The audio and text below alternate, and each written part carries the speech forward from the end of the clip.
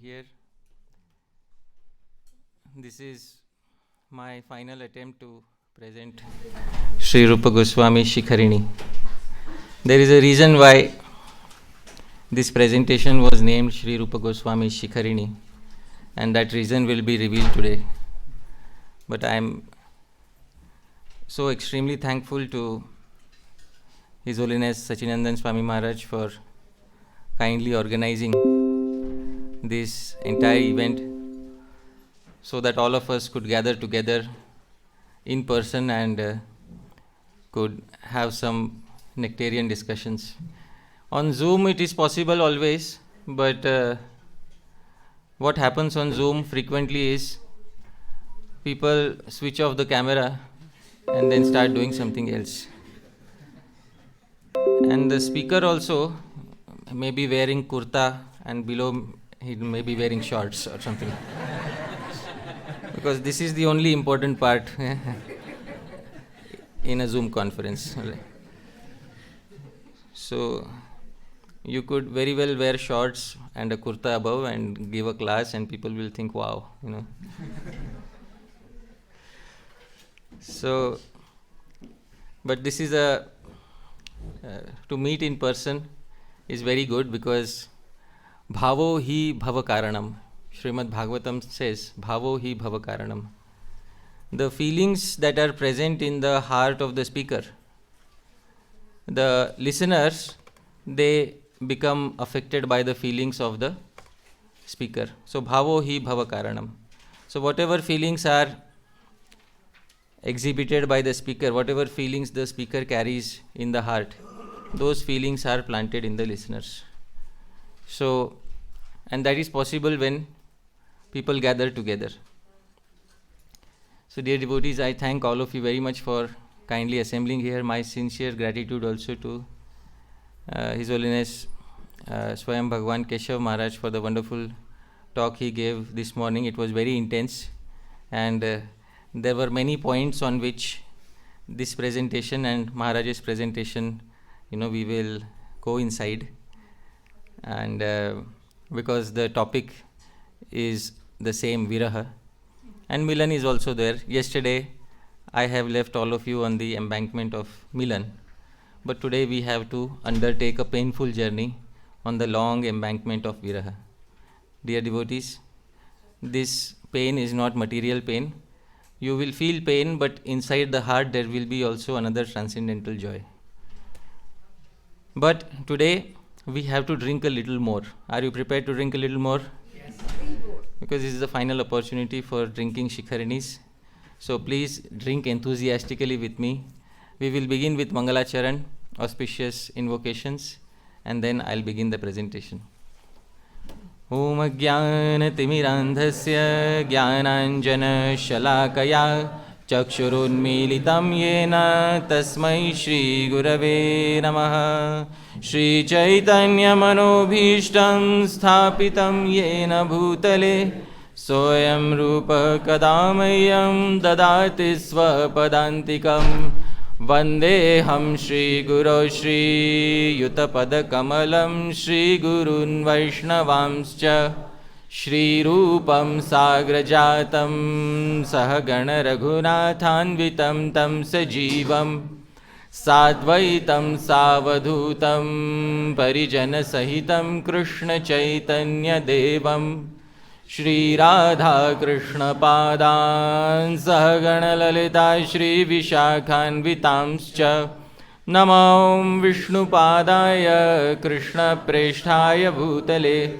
Shrimate Bhakti Vedanta Swamin Niti Namine Namaste Saraswate Deve Gauravani Pracharine Nirvishesha Shunyavadi Paschatya Desha Tarine Namo Mahavadanyaya Krishna Prema Pradayate Krishnaya Krishna Chaitanya Namne Gauratvishe Namah He Krishna Karuna Sindho Deenabandho Jagatpate Gopesha Gopika Kanta Radha Kanta Namostute तप्त कांचन गौरांगी राधे वृंदावनेश्वरी वृषभानुसुते देवी प्रणमामि हरिप्रिये वाञ्छाकल्पतरुभ्यश्च कृपा सिन्धुभ्य एव च पतितानां पावनेभ्यो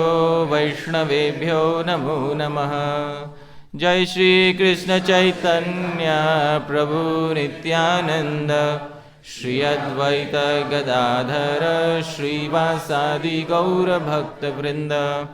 हरे कृष्णा कृष्णा कृष्णा हरे हरे, हरे राम राम राम हरे हरे। श्रील प्रभुपाद की जय।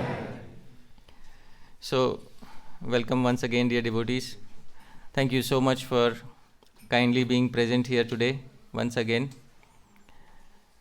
It is important to acknowledge the glory of the audience. For any Shisht Vaishnav, for any Vaishnav who wants to speak in front of a Vaishnav audience, it is very important. In all the dramas that Sri Rupa Goswami wrote, there is one verse in the beginning glorifying the audience. So our tradition is to glorify the audience. So I will glorify the audience. But we will begin with a quote from Srila Prabhupada first. Sri Prahlad Prabhu, you are there to help me. So Srila Prabhupada says something, dear devotees. It is very important for all of us to become happy in devotional service. People who are sad, Srila Prabhupada doesn't like them, dear devotees. And this is given right there in his own words. So Sri Prahlad Prabhu, this is a conversation. So I'll take the role of the disciple and you speak what Srila Prabhupada speaks. Alright, Prabhu? Okay. Devotee. Often the devotee thinks that he is more unhappy than the karmis because he knows he is unhappy. Then that means he's not a devotee. He's not a devotee? Yes, he's not a devotee. Devotee means the first sign will be happy. Brahma Bhuta Prasannatma. If he's not Prasannatma, he's a rascal.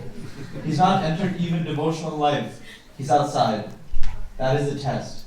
Just like Dhruva Maharaj. When he saw Vishnu, he said, everything is alright. I don't want anything. Swamim Kritanto Smi. That is Vaishnava. If he's still in want or unhappiness, that means he has no spiritual life at all. He's simply making a show. So dear devotees, all of us have an obligation towards ourselves that we should become happy in our spiritual lives. One of the best services that one can do for one's own self in one's spiritual life is to become happy. And this is the purpose of the retreat, dear devotees, to make all of you happy. And already all of you are happy, but to make you happier. But as I said, every speaker who is sitting here and speaking, even this morning Swayam Bhagavan Keshav Maharaj was saying, it's difficult for me to answer the questions because I don't know what questions will be asked. So we can imagine that for every speaker who is sitting here, it's very difficult because there is a huge burden placed on their shoulders. And people may think that although, yesterday big glorifications about ocean and well water were being done, actually the speaker is just like well water. The speaker doesn't seem to be like the ocean. So somebody may say like this. Now if somebody says like this, I'll have to give a reply. So I'll give a reply in the words of Sri Rupa Goswami. Alright, dear devotees, Sri Rupa Goswami says something. That I agree I may be like the water of a well. But still there is something significant about me speaking. So what is significant about me speaking? Sri Rupa Goswami says, kindly repeat after me. Apashal grama plavana gari modgar sarasa. Apashal grama plavana gari modgar sarasa. Sudhi ko vakau pirapi namita murdha napibati.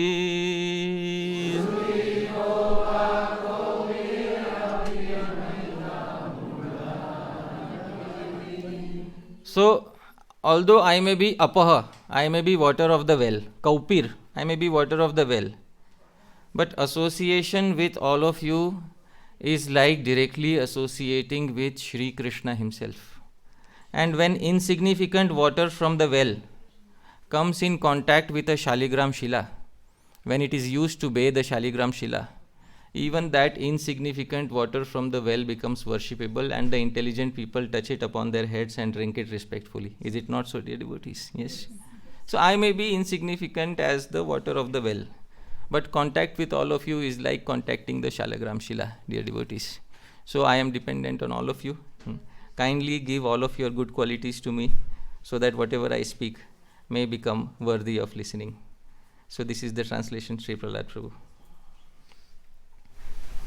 Water from a well may be very ordinary and insignificant, yet it is immediately respected and consumed by learned people when they hear that it is made of most auspicious Shalagram Shila. Yes. So dear devotees, we are trying to render some service to Sri Chaitanya Mahaprabhu here. It's very important that the entire presentation is not organized for some sort of sense gratification.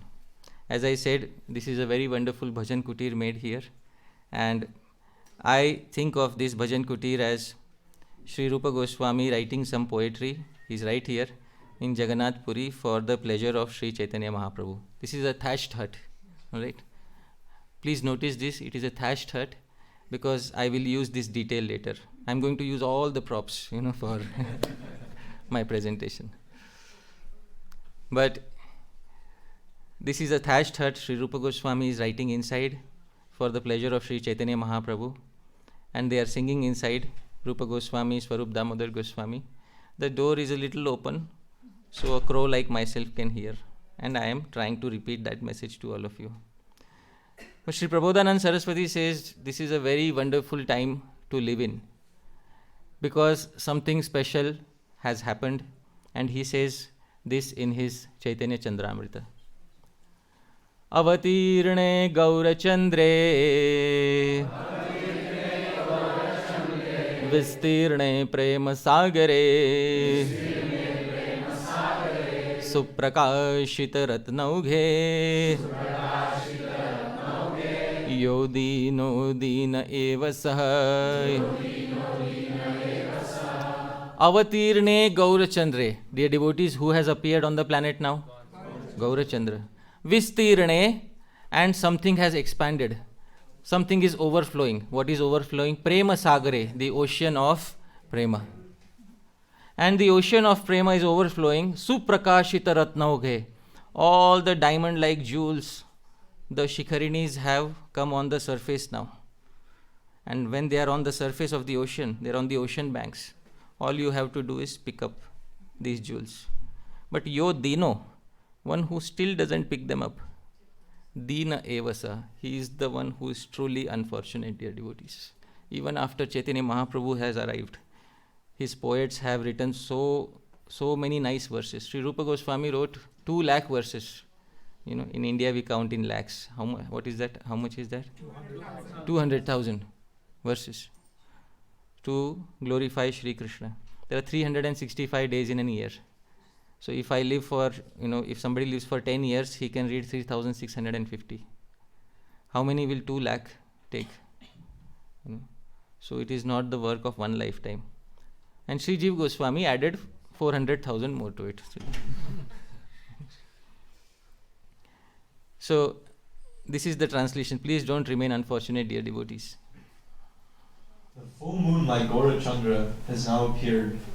Ocean of love of God is now swelling. The jewels within this ocean, the various ecstatic emotions that pure devotees experience, are now clearly visible in this moonlight.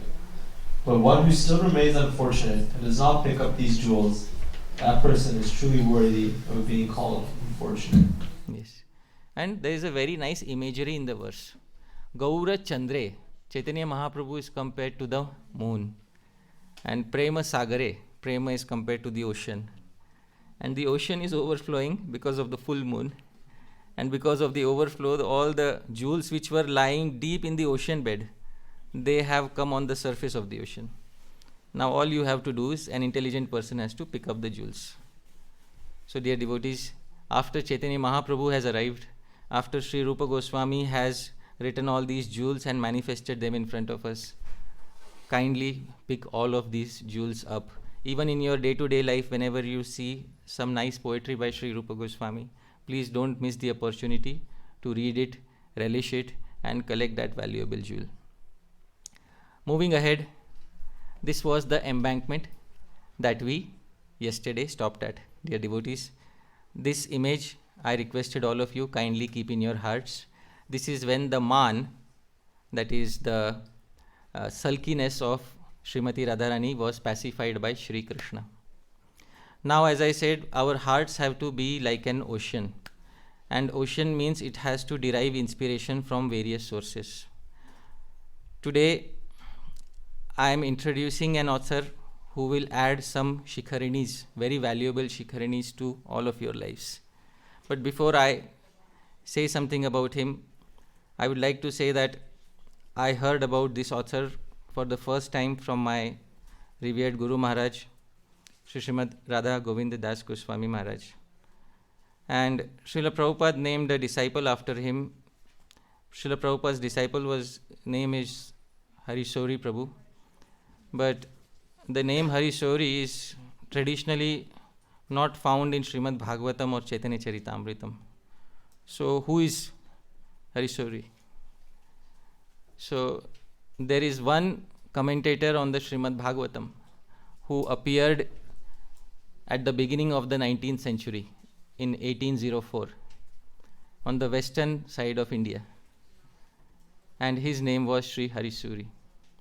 Dear devotees, in 1804, on the western side of India in Nasik, there appeared a very wonderful personality in a Kashyap Gotra Brahmana family. His name was simply Hari. That was the name he was given in his childhood, Hari.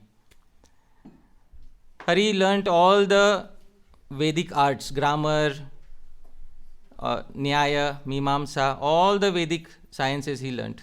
But after learning everything, he was interested deeply in one subject matter, Srimad Bhagavatam.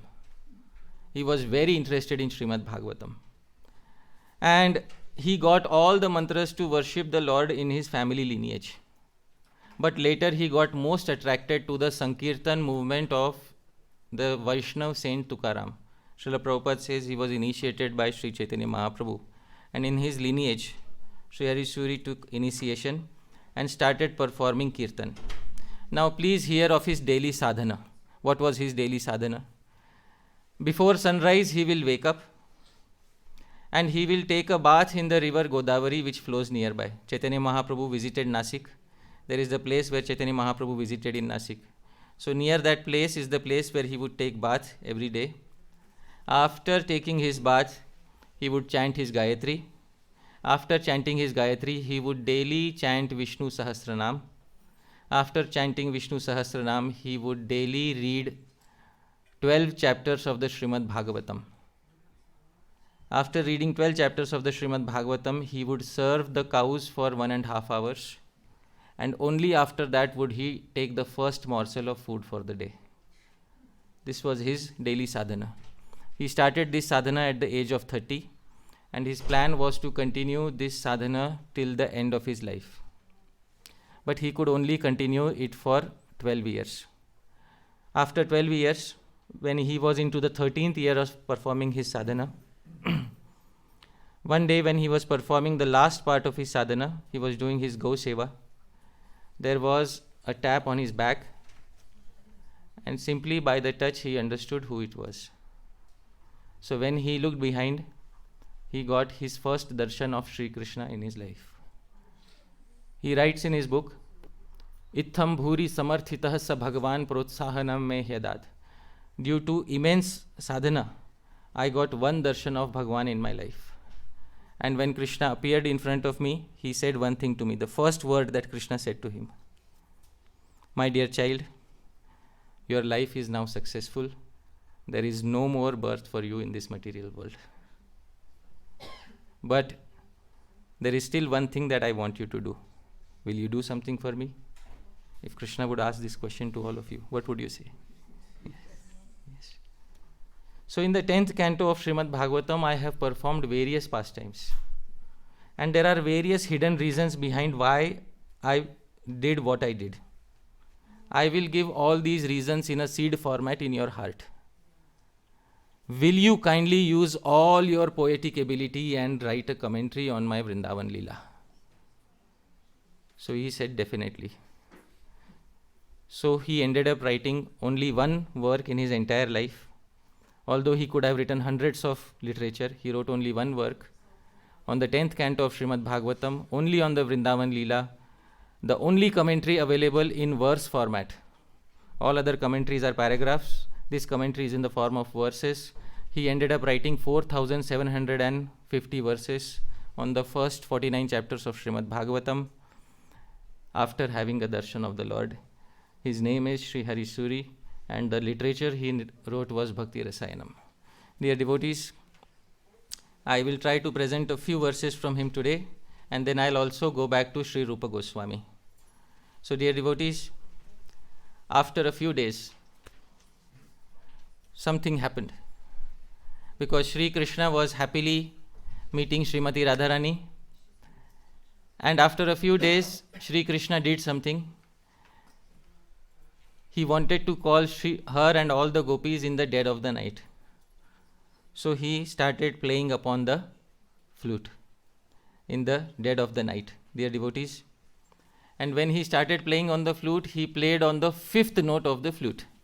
The 5th note of the flute is very important because all the notes of the flute, they refer to the various birds and animals, and the 5th note refers to the cuckoo.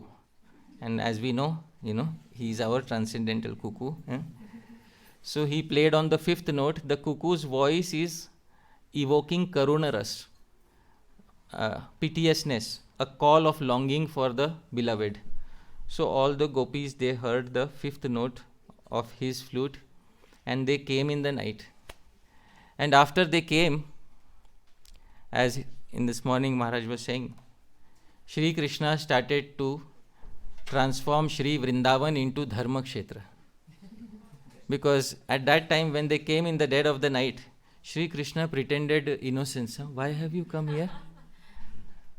Any specific reason for coming here? All of you are married nicely, you have nice husbands, family. Why have you left all of them and come here? And then suddenly Shri Krishna gives them an instruction which appears like a bolt of thunder on their hearts. This is the instruction, dear devotees. Pratiyata tato grihan. Return to your homes. Sri Harisuri reads this, and Krishna wants him to write something on this. He will write that, but before that Sri Harisuri feels a great desire to say something to Krishna. So he makes an exception, and he composes a verse with a sarcastic remark on Sri Krishna, dear devotees. Now this is not a Bengali commentator, so the sweetness is not there, dear devotees. So don't expect that Bengali sweetness. But he will make a good sarcastic remark on Sri Krishna. Sri Rupa Goswami makes like, oh enemy of Kamsa, once in a while. But now he will make a sarcastic remark on Sri Krishna. He takes the side of the gopis because he knows which side to take. He takes sides with the gopis and Srimati Radharani.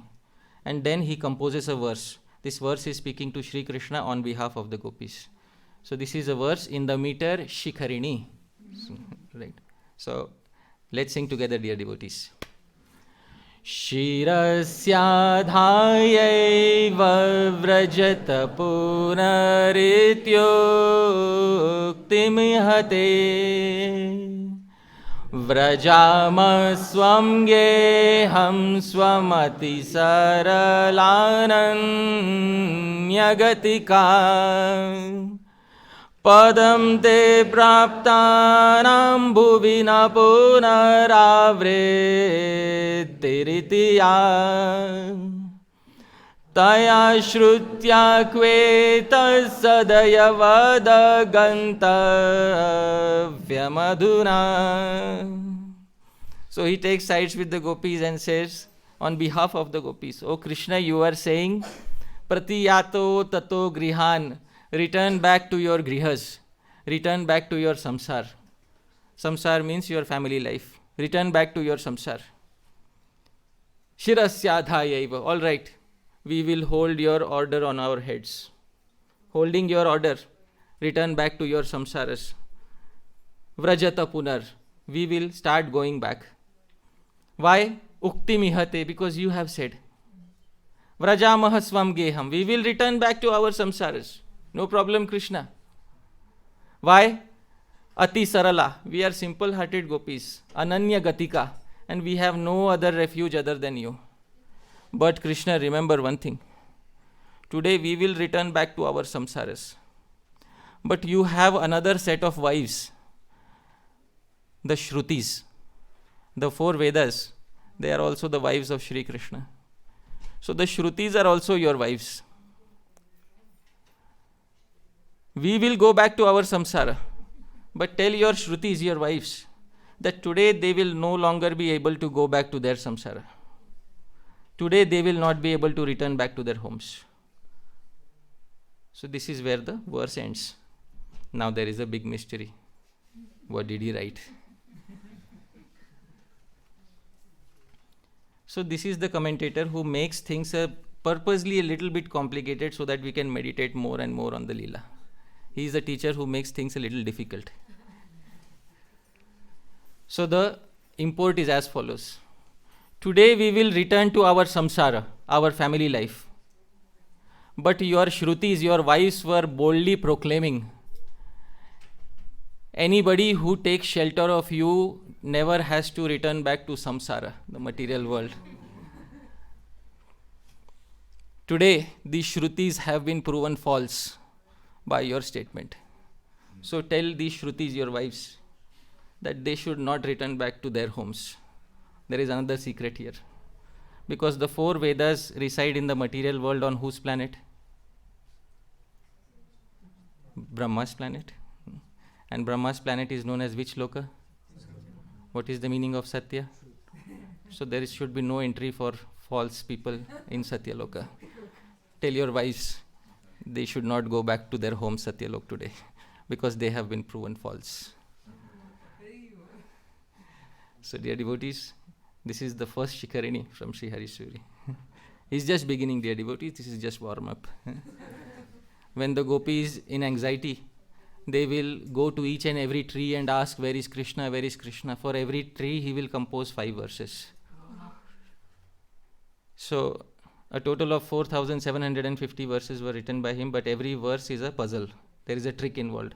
And if you don't understand the trick, then the verse has not made sense.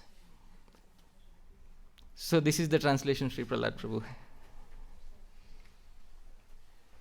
You respect your words, very simple-hearted girls, devoid of any other shelter. Thus, keeping your order on our heads, we will return back to our samsara, household life. However, your wives, the Shrutis, used to boldly proclaim that those who attain you never have to return back to samsara ever again. They have been falsified. Tell us now, O beloved, will these Shrutis be able to return back to their homes? Certainly not. So this is a sarcastic comment on Sri Krishna. Dear devotees, do you want to cast more sarcastic comments like this on Sri Krishna?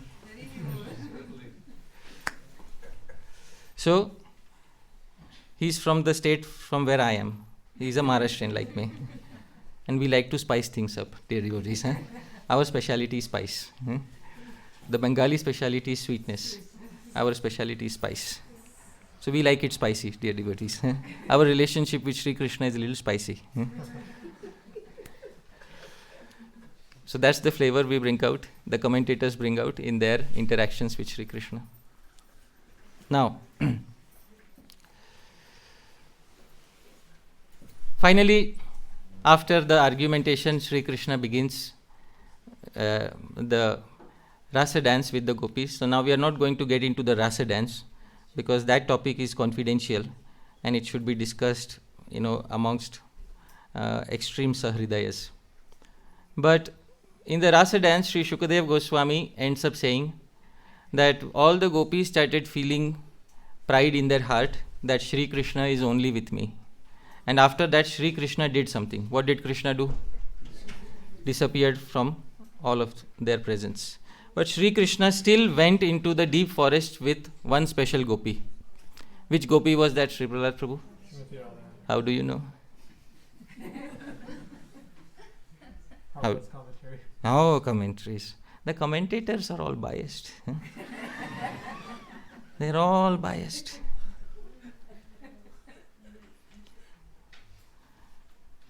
Sri Shukadev Goswami doesn't even mention her name. This is what Sri Shukadev Goswami says at that point of time. This is from the Bhagavatam. Please repeat after me. Tato gatva vanodesham dripta keshavam abravi naparayeham chalitum nayamam yatra te manah eva muktah priyamaha skandha aruhyatamiti tataschantar dadhe krishna savadhuranvatapyata tato gatva vanodesham. Then Krishna and that special gopi. Name is not mentioned, Sri Prahlad Prabhu. But Dripta, she became very proud. Keshavam abravit, she said to Keshav, Na parayam chalitum, now I am no longer able to walk. Nayamam, take me. Arey, where should I take you? Yatra te mana, wherever you want, take me. Which means the dhwani is, pick me up. So Krishna understood, acha. Pride has also entered into her heart. Now this is not material pride, dear devotees.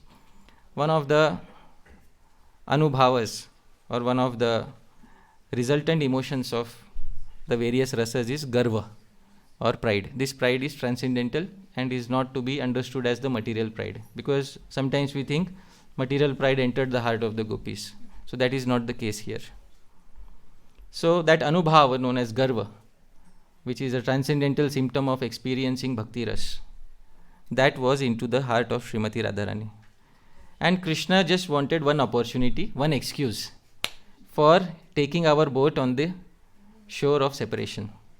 So Krishna said, Eva Muktaha Priyamaha, he said to his beloved, all right, I'll take you. Skanda Aruyatam, I'll bend down, climb on my shoulders. So Krishna bent down. As soon as she was about to climb, Tatas Chantar Dadhe Krishna. Krishna disappeared. The one leg is already in the air. Krishna disappeared. And there was nobody else with her. Sa Vadhur Anvatapyata. Under the full moon night, she started burning in separation, dear devotees. This is the translation, Prahlad Prabhu. As the two lovers passed through one part of the Vrindavan forest, the special gopi began feeling proud of herself. She told Lord Keshava, I cannot walk any further. Please carry me wherever you want to go. Thus addressed, Lord Krishna replied, just climb on my shoulder. But as soon as he said this, he disappeared. His beloved consort then immediately felt great remorse. So she starts burning there right under the full moon. The moon is supposed to produce a cooling effect. But Sri Shukadev Goswami says, under the full moon she is burning. At that point of time, our commentator notices that Sri Shukadev Goswami also has not brought out her name. And he is unable to control himself. He wants to shout out her name. But he also wants to pass a sarcastic remark on Sri Krishna. So, two birds with one stone, dear devotees. Our commentator Sri Harisuri composes a verse, and his verse is as follows. This verse is in the meter Vasanta Tilakam, same as Brahma Samhita meter. Let's sing together, dear devotees. Sarve jana bhuvi bhavantyaparaधिकस्त्वं tesham kshama kara iti prathita prithivyaam tat prarthayami bhagavan aparadhikatvam matyagato na navamarjaya lokagarhyam. He says to Shri Krishna, "Oh Krishna," he takes sides with, obviously, whom? Srimati Radharani. He knows which sides to take. Externally Vaishnava, internally he is a worshipper of Shakti. Sarve jana bhuvi bhavanti. Oh Krishna, is it not a fact that all people in this world are aparadhikas? All are aparadhis in this world. Yes or no? Yes. Because they have turned away from you. So all are aparadhikas. Please repeat after me.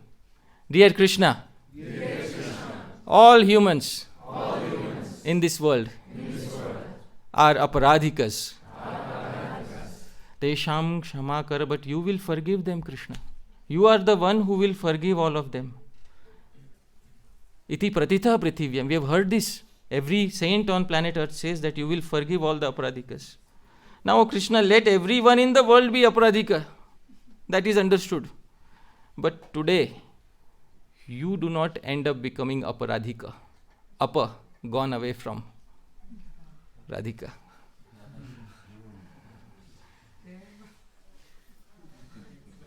Because if everybody else becomes aparadhika, you will forgive them.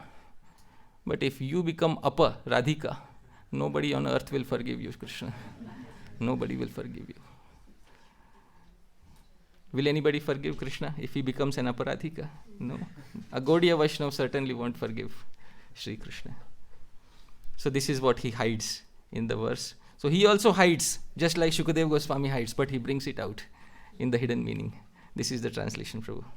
O Lord, all living entities in the world are aparadhikas, offenders, and you are the personality who bestows forgiveness upon them.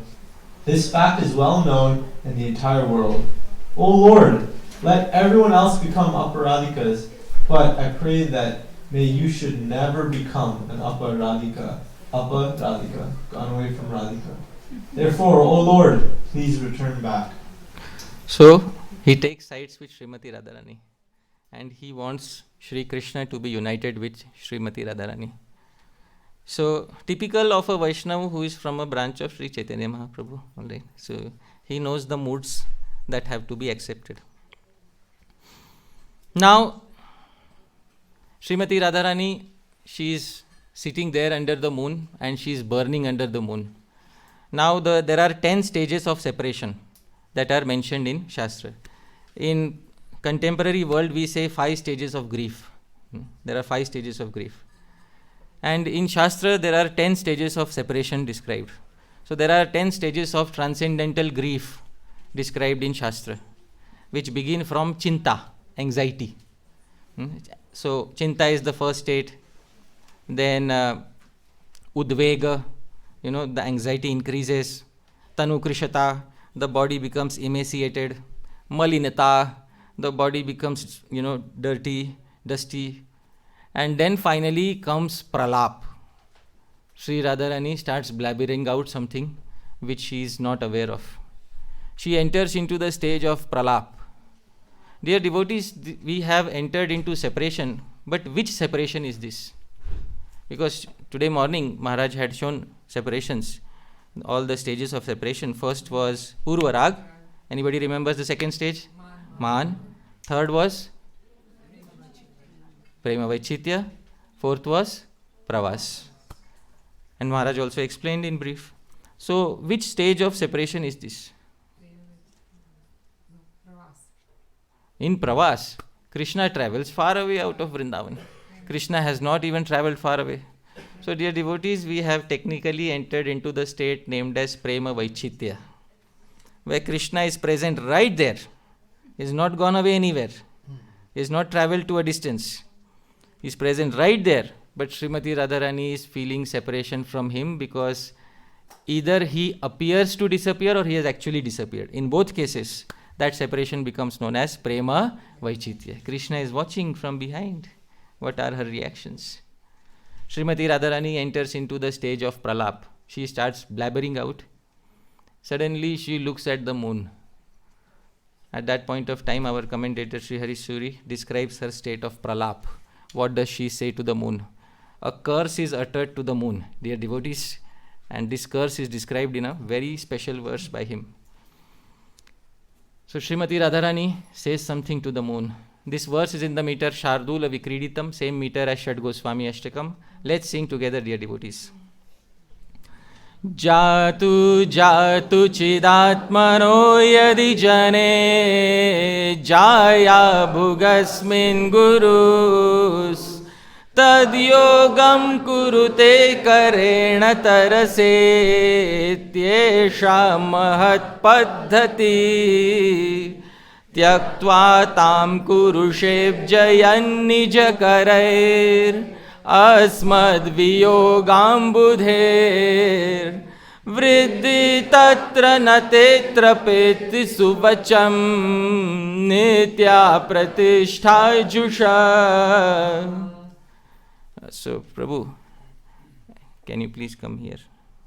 Sit here, Prabhu. I need some help. Please sit. So she looks at the moon. There are many moon-like structures here. She looks at the moon and she says, Jatu jatu chid atmano yadi jane jaya bhuk. Oh moon, there is a tradition in good families. I don't know if you have heard or not. There is a tradition in good families. Atmano yadi jane. In good families, respected families, if there is a young one who becomes Jaya Bhuk, worthy of marriage, if he attains a marriageable age, then seniors in the family do something. What do they do? What do seniors do? They get them married, right? So, tad yogam kurute karena. The seniors take their kara. What is the meaning of kara? Hands. And take the kara of that junior. And place his kara in the hands of a suitable lady. Skara. Esha Mahat Paddhati. This is the tradition of civilized families. I don't know, Moon, if you have heard about this or not. Because, oh Moon, in your family also there is somebody who has attained a marriageable age.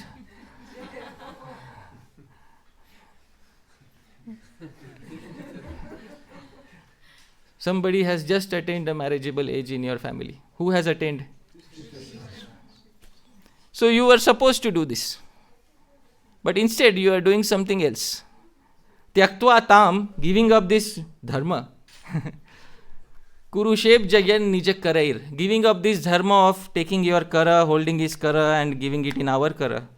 You are using your kara's rays to instead selectively hide him in the forest. That is what you are doing. Vriddhis tatranate trapeti. Shameless moon. You know shame? Obviously you have no shame. Why? There is a reason why, you are cursed.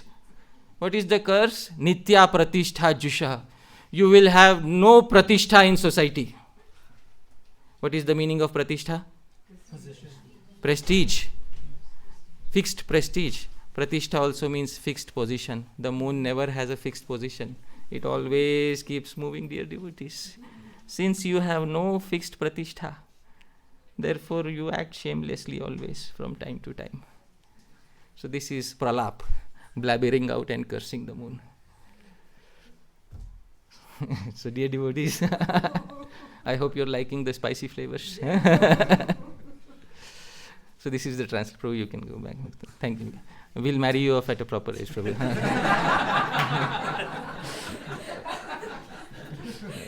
Yes, Prabhu.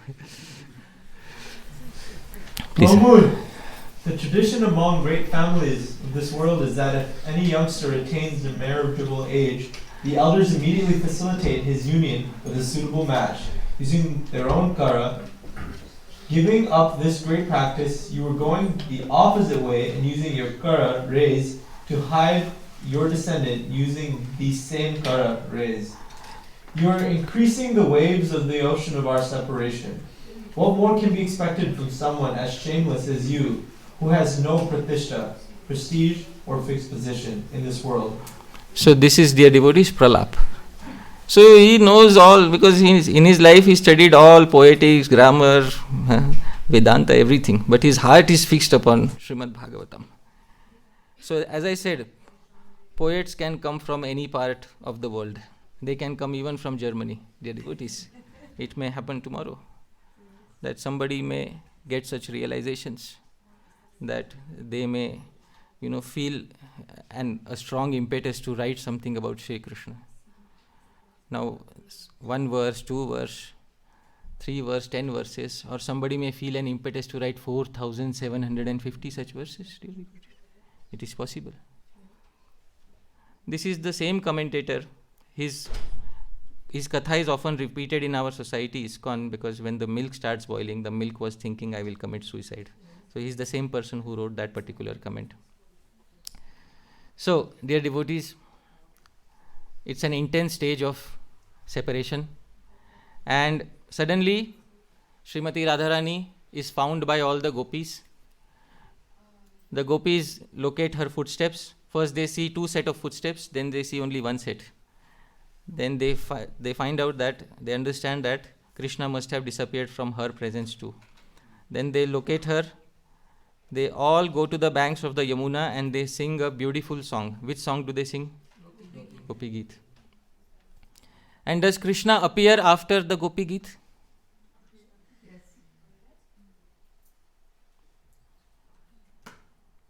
Pujarini Mataji says yes. No. Srimad Bhagavatam says no. They all sing the Gopi Geet. Krishna doesn't appear. Then all of them, holding their hands on the banks of the Yamuna, Ruruduhu, they start crying out loudly. And when they start crying out loudly, at that point of time, Shri Krishna appears back on the scene. At that point of time, Sri Harisuri composes the following verse and tells something to all of us. This verse is in the meter Vasanta Tilakam, same meter as Brahma Samhita. Let's sing together, dear devotees. Artasvara prabhudayodaya krid yatha syat stutyarchanadi vividharja vitanatadrik spashtam yadatra nutigiti kritopi gopi Prito babhuva sadayo rudatira veksha. He says, oh dear sadhakas, learn this lesson once and forever. Artah swaraha prabhu daya udayakrit. Prabhu daya udayakrit. In order to awaken the mercy of Sri Sri Radha Madan Mohan, the best way in Shastras, Artah swara, is to loudly cry for him, dear devotees. Crying for him will evoke such mercy. Stuti archanadi vividharjavita. All other limbs of bhakti you may do. Stuti, glorifying him. Archana, deity worship. Natadrik, will not generate that mercy. Spashtam, isn't it clear here in this pastime? Yadatra nutigiti kritopi gopi. Didn't the gopis compose the most beautiful song in the entire creation? Yes or no? Can anybody compose a song better than Gopi Geet? No. But he still did not appear. Prito Babhuva, he became pleased only when Rudati Raveksha, he saw that they were crying for him. So even in the case of gopis, he appears back only when they are crying for him. What to speak of all other sadhakas? It is most important that all sadhakas should learn the art of crying for Shri Krishna. Ek Vakyata, the same line of thought that is presented by all the acharyas is found in the writing. Srila Prabhupada also used to say, chanting Hare Krishna is like the child crying out for his mother. So please learn this lesson, dear devotees. Let all of us learn. This is the translation, Prabhu. Sri Harisuri says, the mercy of the Lord that can be invoked by crying out loudly for him can never be invoked by any other processes, like glorification, offering various items of worship, etc. This fact was clearly established when Sri Radha and the gopis, who otherwise could not attain the Lord through glorification, searching, etc., were able to attain the Lord immediately when they cried out loudly within the forest. Yes. In Sanskrit Nyaya, there is a Nyaya called as Aranya Rodan Nyaya, the maxim of crying in the forest. It means doing something useless, basically. But that Nyaya is only pertaining to the material world. When it comes to Sri Krishna, we really need to have Aranya Rodan Nyaya. We need to cry in the forest of Sri Vrindavan in order to manifest the presence of Sri Krishna again in our lives. Dear devotees, we are offering all these verses to Sri Chaitanya Mahaprabhu. We are offering all of these verses, although the commentator has appeared much later than Sri Chaitanya Mahaprabhu. But Srila Prabhupada's purport I was showing yesterday, even after the time of Lord Chaitanya, there are many devotees who composed various commentaries on Srimad Bhagavatam. And if we want to relish from multiple angles, there are many options available to us. So, dear devotees, after a few days, Sri Krishna then arranges for the next stage of separation, which is technically known as pravas. Now, pravas is literally means travel. But there is somebody who is going to become the agent for facilitating this travel of Sri Krishna outside of Vrindavan. Who is the agent? Akrura. So, this is the first personality whose name is exact opposite of his qualities, dear devotees. Usually names are given according to the qualities of a person. For example, if a person has brownish complexion, we will call them Kapil. If a person has whitish complexion, we will call them Gaura. If a person has darkish complexion, we will call them Shyama. Now, if a person has dark complexion, you start calling him Gaura, then you have named them exactly the opposite. So, commentators always make fun of Akrura's name. Sri Jiva Goswami in Gopal Champu says, Akrura Krurata Puranam. The name of the chapter is Akrura exhibiting the exact opposite nature of his name, Krurata or cruelty. So, this is what Akrura is famous for. He has a name which is the exact opposite of his qualities. Akrura comes to Sri Vrindavan in order to take away Sri Krishna so that pravas can begin. But when Akrura comes to Sri Vrindavan, Akrura starts rolling in the dust of Sri Vrindavan. And Akrura suddenly sees all the trees, all the birds, all the animals. He looks at the sand, he looks at the trees, he rolls in the sand, he looks at the tree, touches the trees. He looks at the fruits, he looks at the birds and the animals. The birds are chirping and the chirping of the birds enters into his ear. Akrura says, please repeat after me. Today, I am most fortunate. Now question arises, why are you saying like this, Akrura? This is simple statement in Srimad Bhagavatam. Today I am most fortunate. The commentator, Sri Harishwari, composes a verse. This is what Akrura is doing. He is hearing the chirping of the birds and he is saying, today I am most fortunate. And then the commentator composes a Sikharini. This verse is in the meter Sikharini. Let's sing together, dear devotees.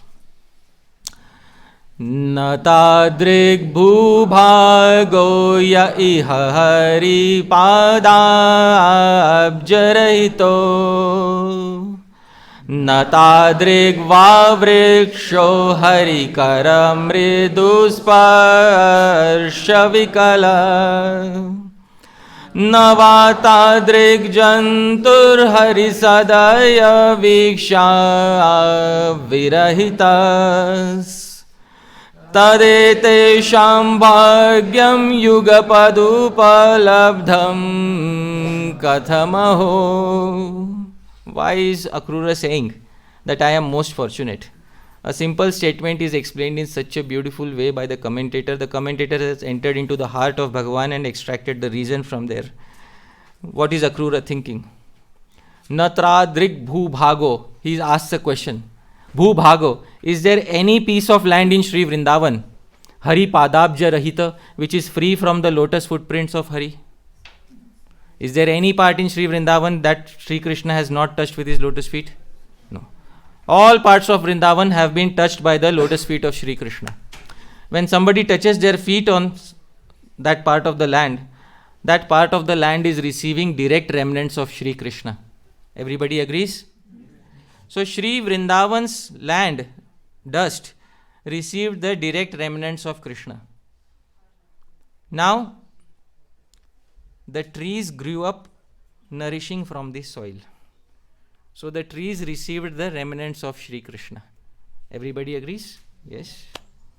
Now the trees received the remnants of Sri Krishna. Not only did they receive remnants through the soil, Hari Kara Mridu Sparsha, Krishna also touched them from time to time. So they are overflowing with joy. They received Krishna's direct touch and Krishna's remnants. So out of joy, the fruits sprouted from them. So the fruits are the remnants of Krishna, dear devotees. Now the birds, they ate something. What did they eat? The fruits.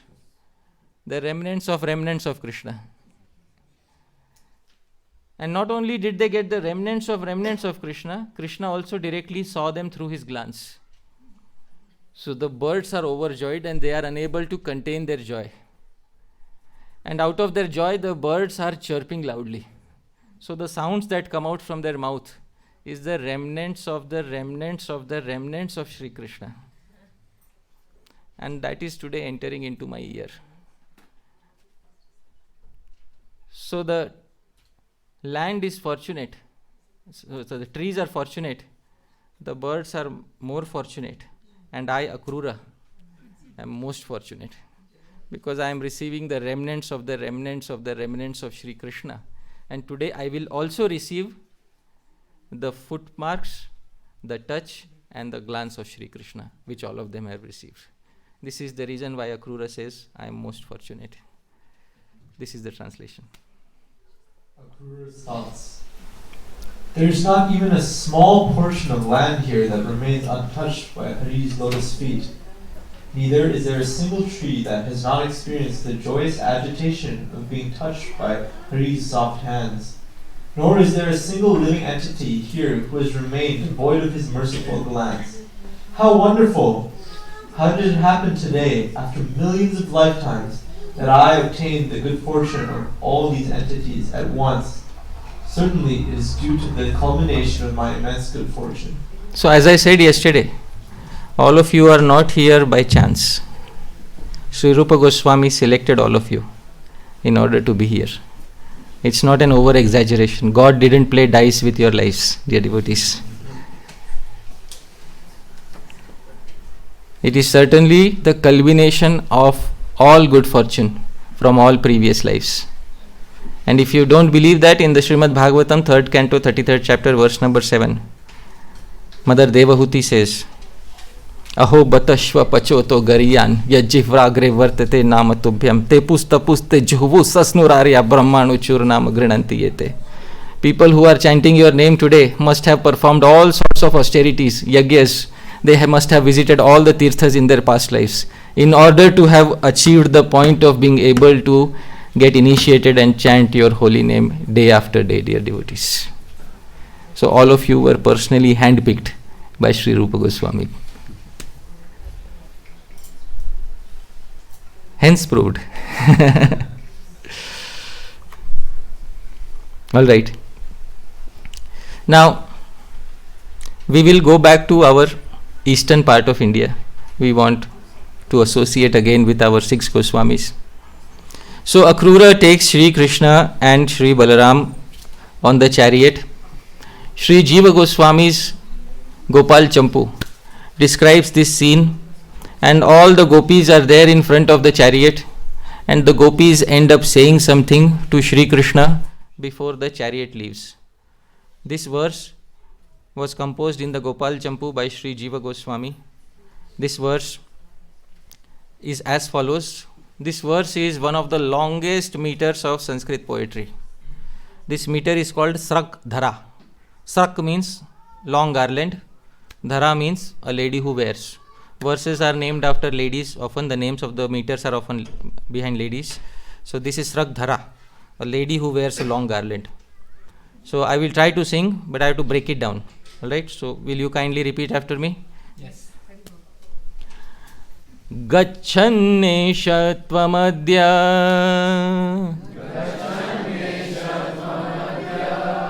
Spurasi dayita bhokam saghatam vidhaya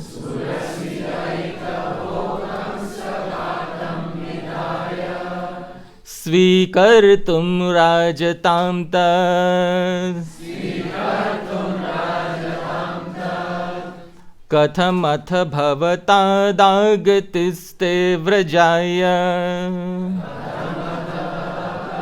Agatiste vrajaya Tasmadasmabhirarthyam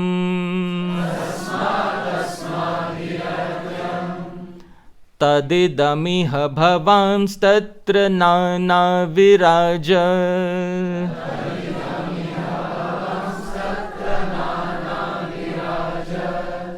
Tirthe sarvartha dena Smrit manu dadatam anjalinam trayane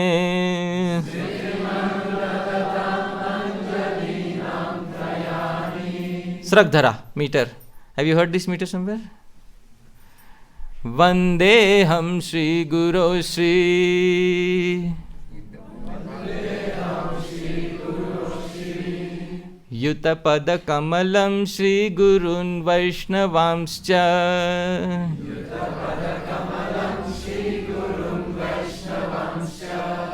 Shri Rupam Sagrajatam Sahagana Raghunathan Vitam Tam Sajivam.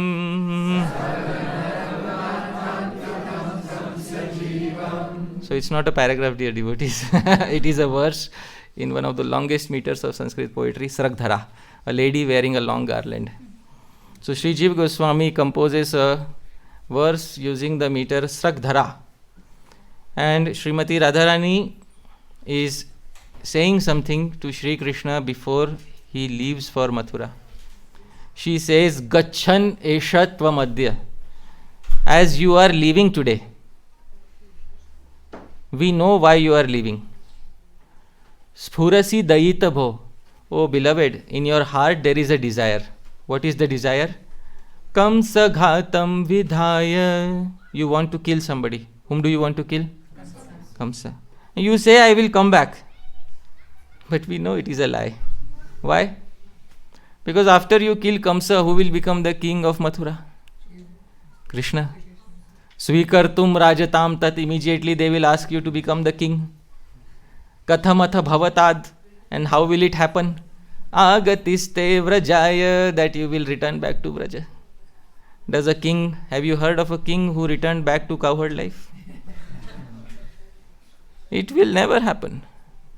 So, whom are you trying to fool? We know that you are not going to come back. Tasmat, therefore, can you do one thing for me, Krishna? Asmabhirarthyam, for myself and everybody, all the gopis. Iha bhavams, you do one thing. Tatra nana virajat, when you go to Mathura, you please send us a gift. Will you send us a gift? Krishna said, yes. Tirthe, go to all the tirthas there. There are many water bodies, auspicious water bodies in Mathura. Many tanks, holy water is there. Go there, take a bath in each and every one of them. Smritim. And please send us a gift. What gift? Anjali Nam Trayani. Can you send us a gift of 3 palms of water, dear Krishna?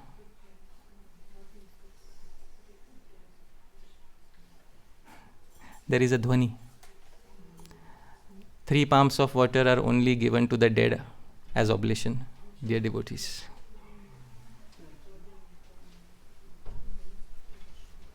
So the dhvani is,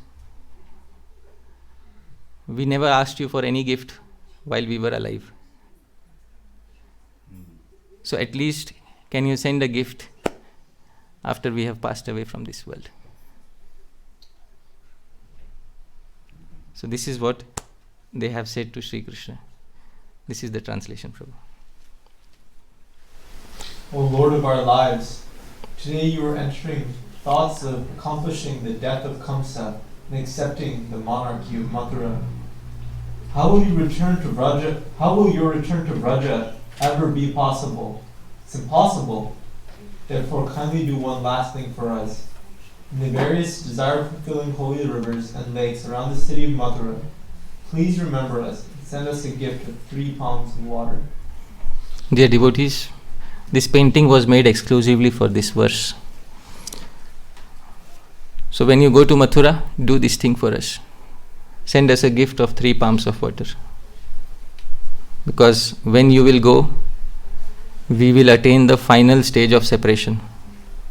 That is mrityu, or death. So all of this is painful, dear devotees. But we should experience this pain.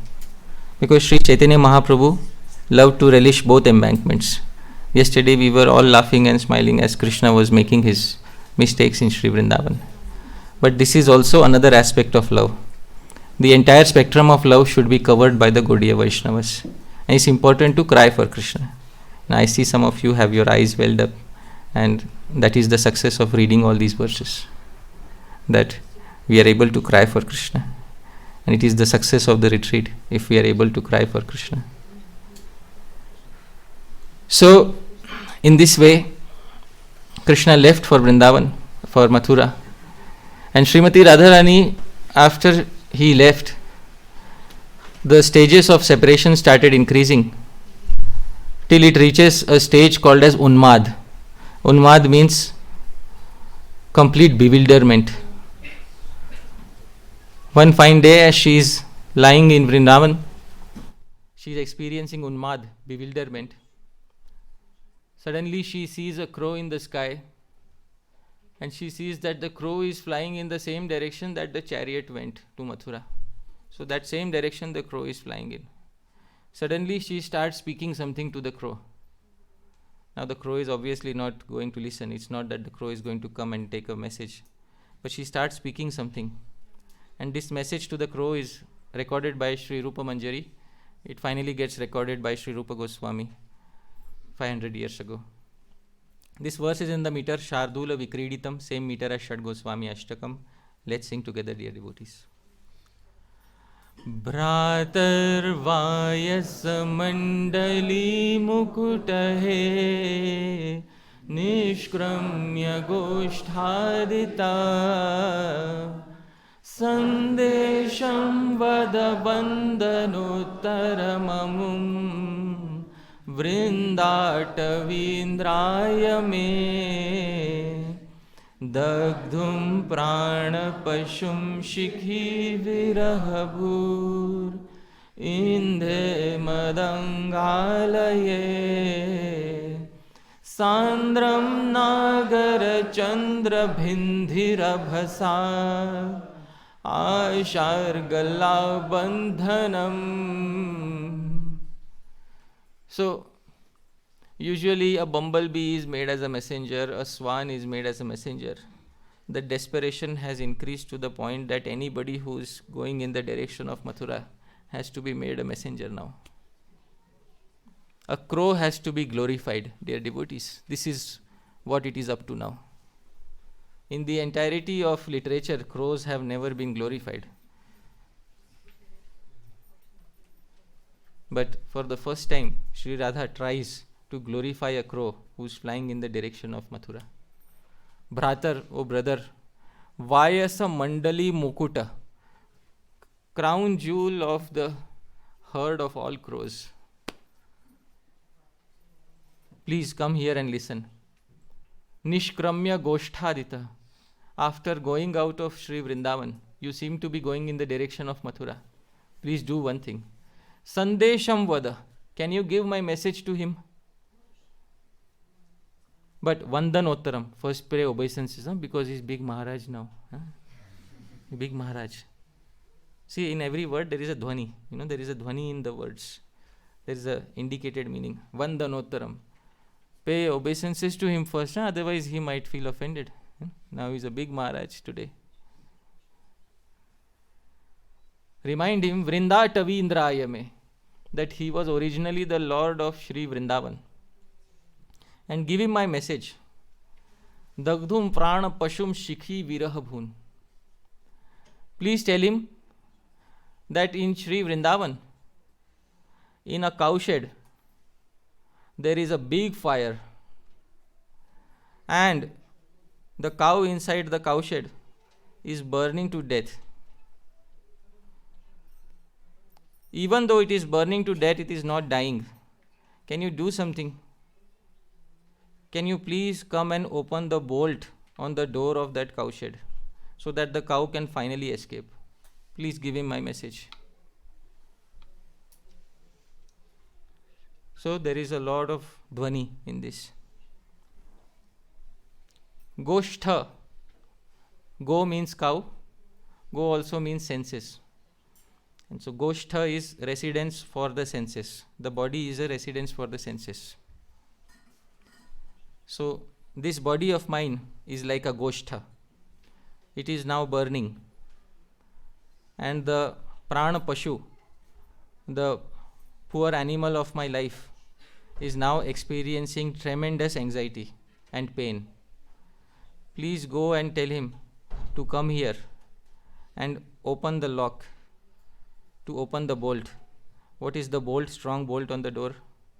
That promise he gave, I will return back. Please tell him to come and say that the promise was false. So the bolt will break and my life will finally depart from this body. So this is Unmad. Unmad means she has reached a stage where she is not conscious of what she is saying. This is the translation, Prabhu. O crown of the group of crows, we are leaving Vrindavan to go to Mathura.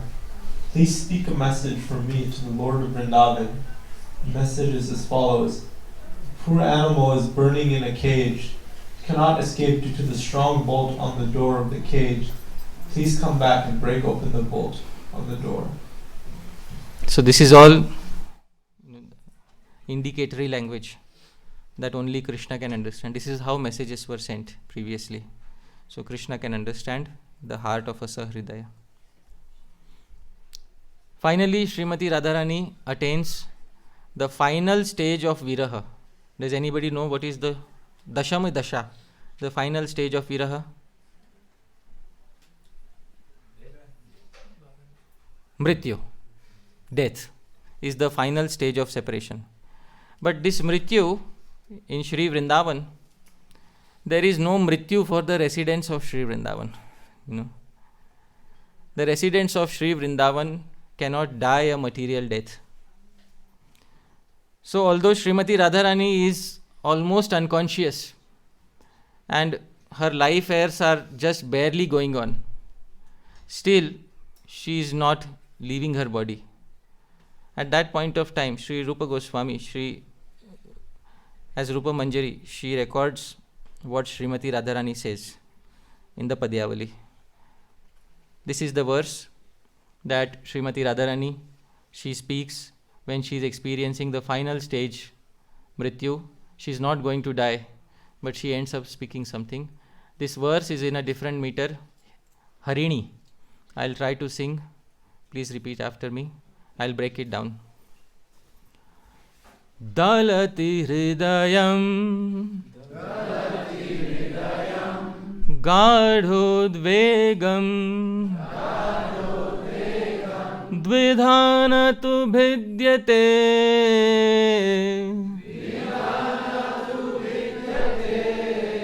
Now I'll sing the entire line together. Dalati hridayam gadhodvegam dvidhanatu bhidyate.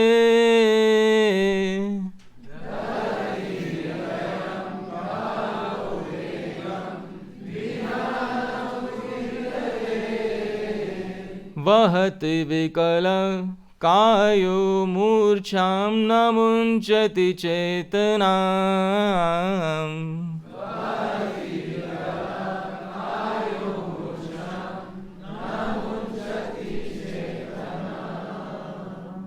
ज्वलयति तनुम् अंतर्दाह करोति न भस्मसात्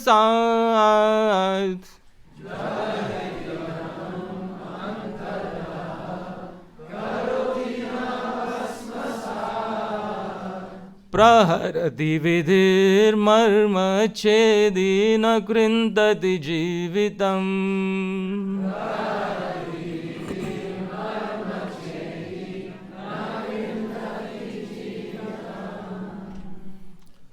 Dalati hridayam, guard udvegam, this deep pain, dalati hridayam, it is pounding my heart repeatedly. But there is only one problem. After repeated pounding, dvidhana tu bhidyate, my heart doesn't break into two pieces. Because if it would break into two pieces, my misery would end forever. But the problem is, even after repeated pounding by this, immense pain, my heart is not breaking into two pieces. Vahati vikalah kaya murcham. My kaya, my body, is repeatedly fainting again and again. The only problem is namunchati chetanam. It doesn't faint permanently. Because if it would faint permanently, my suffering would end finally. Jwalayati tanum antardaha. The fire of separation in my body is burning my body. But the only problem is karoti na bhasmasat. It doesn't burn my body completely. Praharati vidhir marma chedi. And it seems that providence itself is trying to cut my soul into two pieces. But na krintati jivitam. But it is not managing to cut my soul into two pieces. Otherwise my suffering would end forever. So this is Dashami Dasha, the final stage of separation, Mrityu, that Srimati Radharani is experiencing. This is the translation, Prabhu.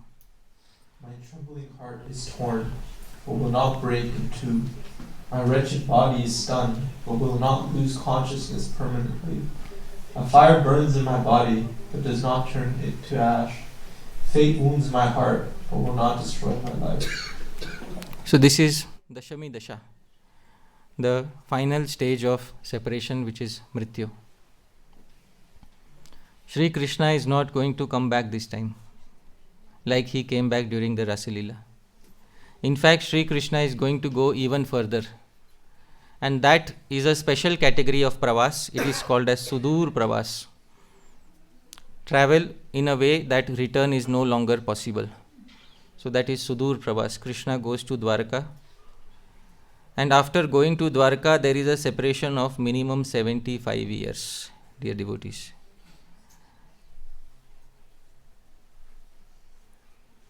Now, after 75 years, the battlefield of Kurukshetra, an opportunity arises for them to meet together.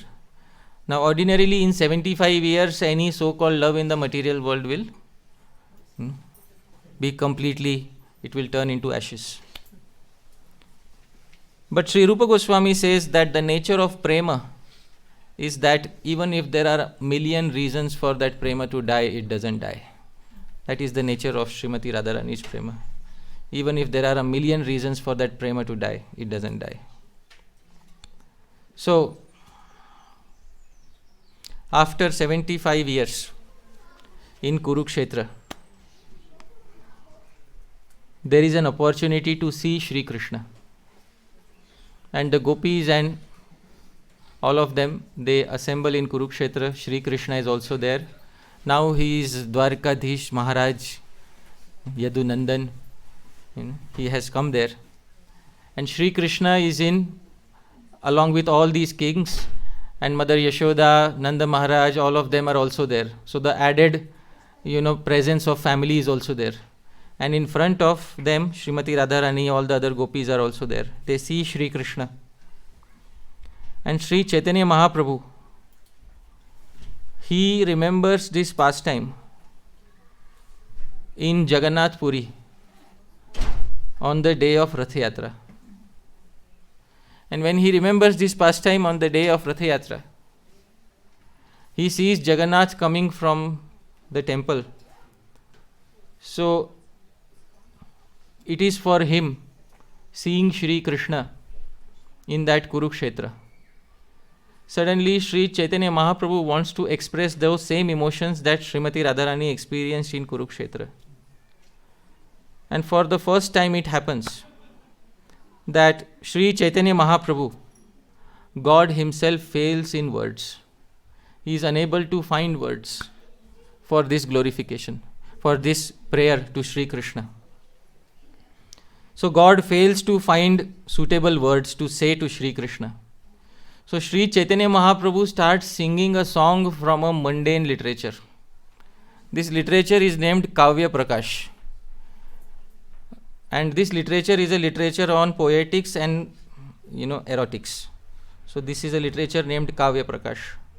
So Sri Chaitanya Mahaprabhu starts speaking from Kavya Prakash, a verse in the Rath Yatra during Lord Jagannath's chariot pulling.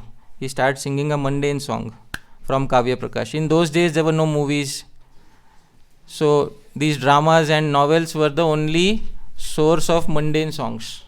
So Sri Chaitanya Mahaprabhu is unable to find a proper song to sing in front of Jagannath. Sri Chaitanya Mahaprabhu starts singing a song in front of the chariot of Sri Jagannath. This song is as follows. This meter is Shardul Vikriditam, same as Shad Goswami Ashtakam. Let's sing, dear devotees.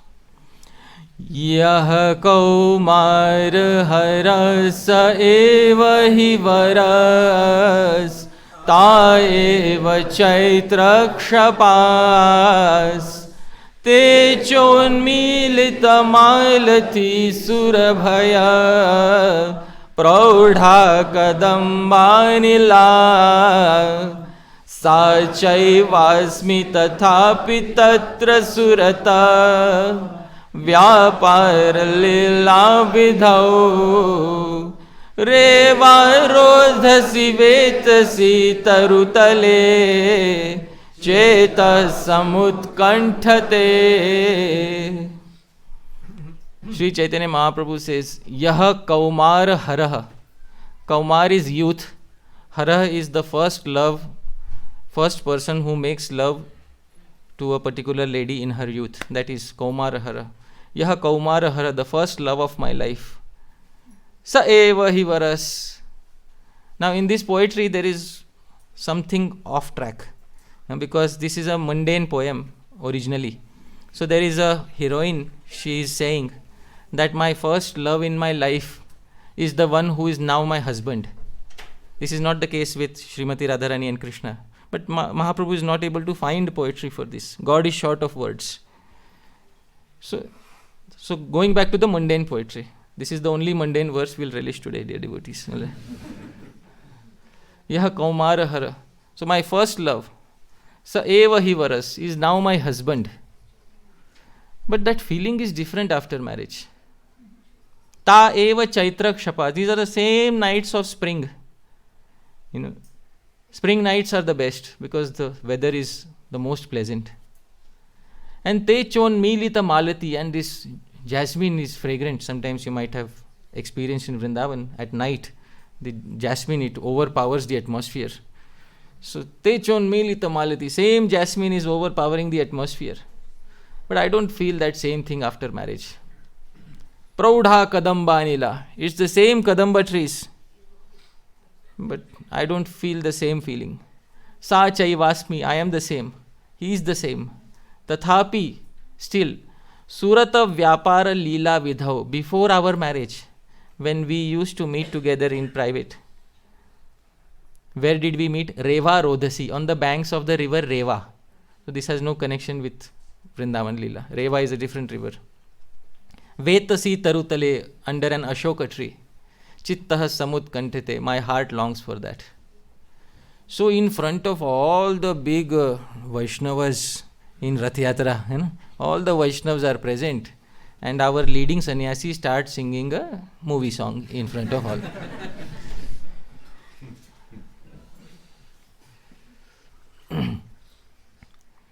So when he starts doing that, all the Vaishnavas are, my goodness, what is happening?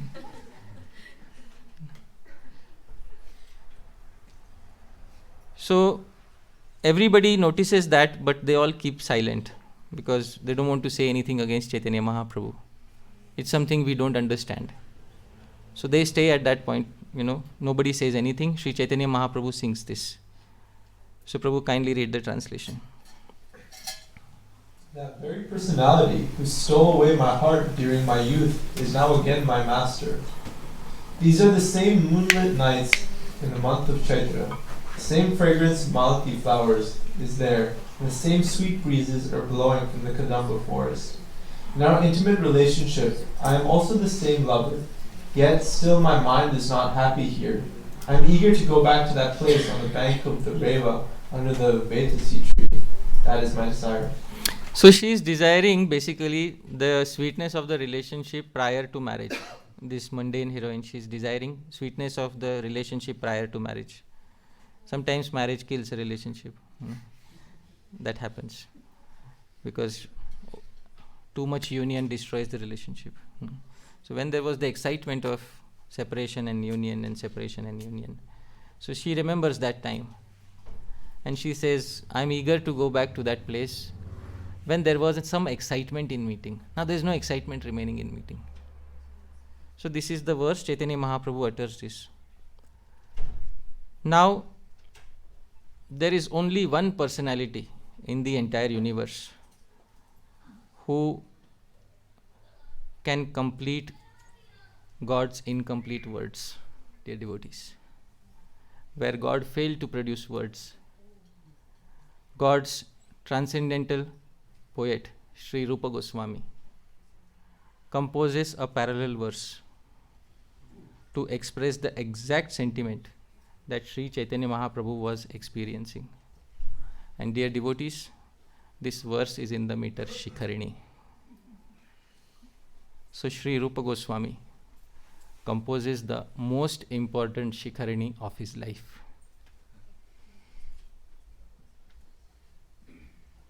And this is the verse which describes Sri Chaitanya Mahaprabhu's mood as Sri Radharani in Kurukshetra. Let's sing together, dear devotees. Priya soyam Krishna sahachari Kurukshetra militas tathaham saradha tadidam ubhayo sangama sukham tadapyantah khelan madura murali panchama-jushe mano me kalindi pulina vipinaya sprihayati priyah soyam Krishna. This is the same dear Krishna that I am seeing in Kurukshetra. Sahachari, O Sakhi, she is saying to her friend, Kurukshetra militas, and he is meeting me in Kurukshetra. Tatha aham sa Radha, and I am the same Radha. So he is mirroring the verse of Kavya Prakash. Tatha aham sa Radha, and I am that same Radha. Tad idam ubhayo sangama sukham. And still there is that pleasure of meeting is not taking place. Why? Tathapi antah khelan. In my mind I desire something. What do I desire? That mundane heroine desired to go on the banks of the Reva. Sri Radha desires Madhura Murali Panchama Jushe. I want to hear that fifth note, Panchama Jushe, on the sweet flute of that Madan Mohan. Mano me Kalindi Pulina Vipinaya. I want to go back to that bank of Yamuna, Sprihayati. I desire that today. So this is what was the exact sentiment in the heart of Sri Chaitanya Mahaprabhu. But where God failed to find words, God's own poet supplied it in the form of his finest Sikharini that was ever created in the entirety of Chaitanya Mahaprabhu's Leela. This is the translation, Prabhu. Sri Radha said, My dear friend, now I have met my very old and very dear friend, Krishna, on this field of Kurukshetra. I am the same Radharani, and now we are meeting together. It's very pleasant, But still, I would like to go back to the bank of the Yamuna, beneath the trees of the forest there. I wish to hear the vibration of his sweet flute playing the fifth note within that forest in Vrindavan. Sri Rupa Goswami composes this verse and doesn't show to Chaitanya Mahaprabhu. He doesn't show to Chaitanya Mahaprabhu. If somebody else would have been there, they would have shown it in, in a big assembly. It's Chaitanya Mahaprabhu, you were singing that day, you remember? I know what was in your heart. He doesn't do that. He takes the verse and he sticks it in the thatched roof. This place is perfect for that. This is the kutir. I don't have access inside, but at least I can see what is there on the thatched roof. He sticks the verse on the thatched roof. Sri Chaitanya Mahaprabhu comes when Sri Rupa Goswami has gone away for doing something else. Sri Chaitanya Mahaprabhu comes and sees that there is some palm leaf manuscript sticking in the thatched roof. Sri Chaitanya Mahaprabhu takes that palm leaf manuscript out and he reads this. And Sri Chaitanya Mahaprabhu experiences the complete satisfaction of his taking incarnation as Sri Chaitanya Mahaprabhu. And when Sri Rupa Goswami comes back, he lovingly slaps Rupa Goswami and says, "How could you understand what was in my heart?" Sri Chaitanya Manah Abhishtam. What was most dear to Sri Chaitanya Mahaprabhu's heart, Abhi Ishtam, most dear of the Manah, of the mind of Sri Chaitanya. Somebody who understood, and not only understood himself, but sthapitam yena bhutale, who also established it on the surface of the earth. Soyam rupaha, may that rupa, kada mahyam, when will it happen? Dadati swa padantikam, when will he give me the final conclusions of his poetry? When will it happen?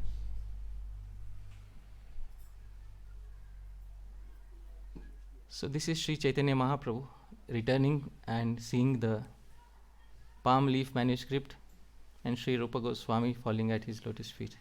Dear devotees.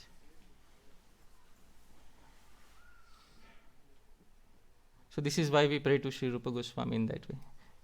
What is the Mana Abhishtam? This was the Mana Abhishtam. This Sikharini that is written on the palm leaf manuscript is the Mana Abhishtam of Sri Rupa Goswami, of Sri Chaitanya Mahaprabhu. Dear devotees, there is a culture in Vaishnava audiences. I can stop. Should we stop now? No. It's all. We have covered all the stages of separation. Let's stop here. Carry the pain in your hearts and return back to your... return back to samsara. No. So dear devotees, Madhurena Samapayet. The Gaudiya Vaishnavas always end with sweets, whether it is Prashadam or Katha. In other circles you will see they eat the sweets first and later the spicy things. In Gaudiya Vaishnava circles, they serve the sweets at the end and they consume the sweets at the end. So whether it is Prashad or whether it is Katha, because as I said, I am a crow who is serving Jagannath Prashad. Alright. So the sweets, we will not end on a bitter note. We will end on a sweet note. So dear devotees, before we end on a sweet note, we should understand that there is something that Sri Radha wants from all of us. Sri Bilva Mangal Thakur expressed this in one of his poetry. What does Srimati Radharani want? What is her inner desire? What did she want? So Sri Bilva Mangal Thakur, he expresses this in one of his poetry. When Sri Krishna and Srimati Radharani were in Vrindavan, they casually once met and they were joking around. So she casually made a statement to Sri Krishna, but this statement has a deep hidden meaning behind it. So this is the verse that Sri Bilva Mangal Thakur composed about Sri Radha's complaint. This verse is in the meter Shardul Vikriditam, same as Shad Goswami Ashtakam. Let's sing together, dear devotees. ऊर्व्यां कोऽपि महीधरो लघुतरो दोर्भ्यां धृतो लीलया तेन त्वं दिवि भूतले च सततं गोवर्धनोद्धारक त्वां त्रैलोक्यधरं वहामि हृदि मे नैवात्र तद्गण्यते किं वा केशव भाषणेन बहुधा पुण्यैर्यशो लभ्यते. So she and Sri Krishna were meeting, and she jokingly said something. You can see her meeting Sri Krishna. She jokingly said something to Sri Krishna. She said, Urvyam kopi mahidharo. Oh Krishna, on this earth, there is a small hill, here nearby. Laghutaro, small hill. Which hill is she talking about? Dor Govardhan. Dor Bhyam Dhrito. And you just playfully lifted it, I think anybody could have lifted it, but still you playfully lifted it. Leelaya, out of play. Tena, and just because of that, Divi Bhutale, in the heaven, Divi and Bhutale, on earth, Satatam, everybody glorifies you. How does everybody glorify you? Govardhanodharaka, oh Giridhari, Jai Giridhari, Jai Giridhari. Everybody glorifies you. Krishna, long after we are gone, both of us, people will keep glorifying you, right? But people will forget something. Tvam Trailokya Dharam. Even if people say that you are the lifter of the three worlds, forget Govardhan. Even if people say you are the lifter of the three worlds, Vahami Hridi me, I am lifting you in my heart, I am carrying you in my heart. Naivatra Tadganyate. Nobody will remember that, Krishna. Nobody will remember that in future. Kim va Keshava bhashanena bahuda. What is the use of big lectures, Keshav? Don't give me this high-sounding philosophy. I know in the future everybody will remember you, but they'll forget me. Why? Because punyair yasho labhyate. Fame is only attained by pious activities, good merit. The dhvani is, I lost all my good merit because of coming in association with you. My elders told me, don't do this, but I didn't listen to them. My husband told me, don't do this, I didn't listen to them. I lost everything for you, and therefore I will not have any piety remaining, and hence there will be no good fame after both of us have left this world. So dear devotees, Srimati Radharani always wanted, there was some pain in her heart that nobody will glorify her. And therefore, as the followers of Sri Chaitanya Mahaprabhu, even when we chant our mantra, we will put her name first. Hare Krishna, Krishna Krishna, Hare Hare, Hare Ram, Hare Ram, Ram Ram, Hare Hare. So we will ensure that in every deity we name, her name will be first. We will ensure that in every name we chant, her name will be first. We will ensure that what Krishna could not achieve, we will achieve on her behalf. And we will spread her name to each and every corner of planet Earth. This is our real Sankirtan movement.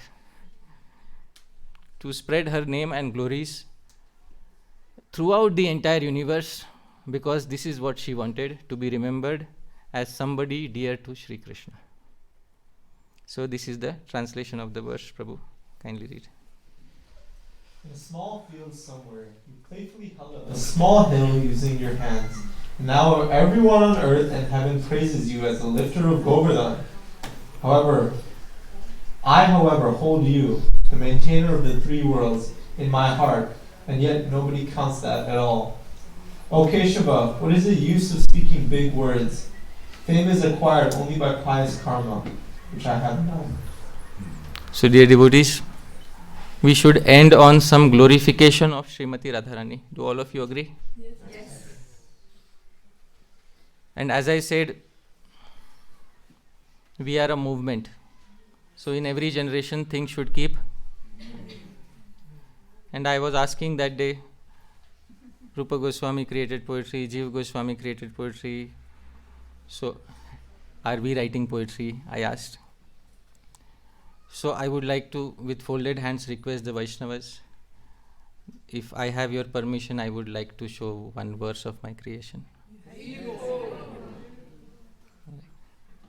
So this is a verse dedicated to Srimati Radharani.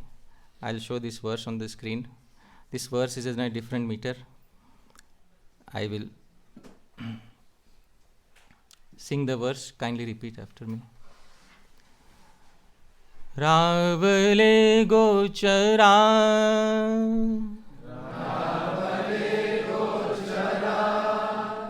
Ratri lopatura,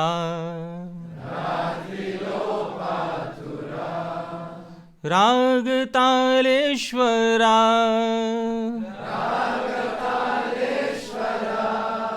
Rasa Vishwambhara,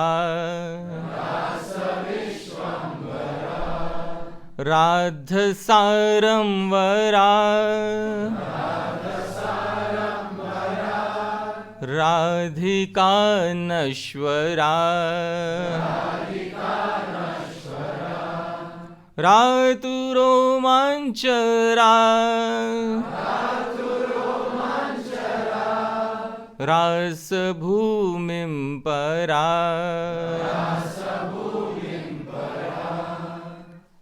So this verse has been composed in glorification of Srimati Radharani.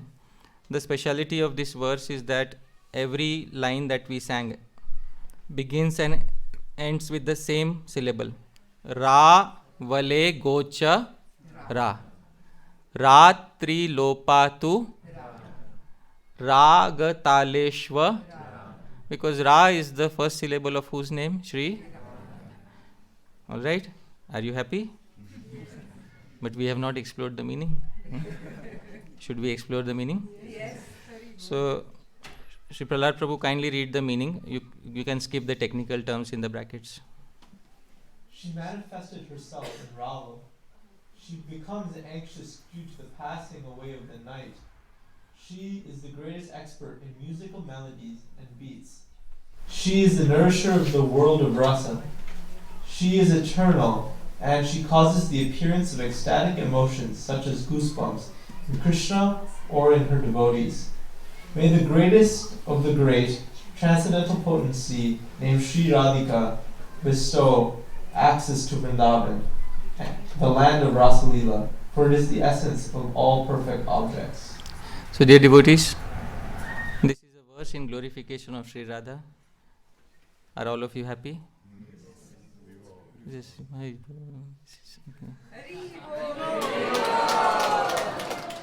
I want you to be natural. You said Haribol mildly. So I won't force you to speak Haribol loudly, okay? There is a secret in the verse. Would you like to see the secret?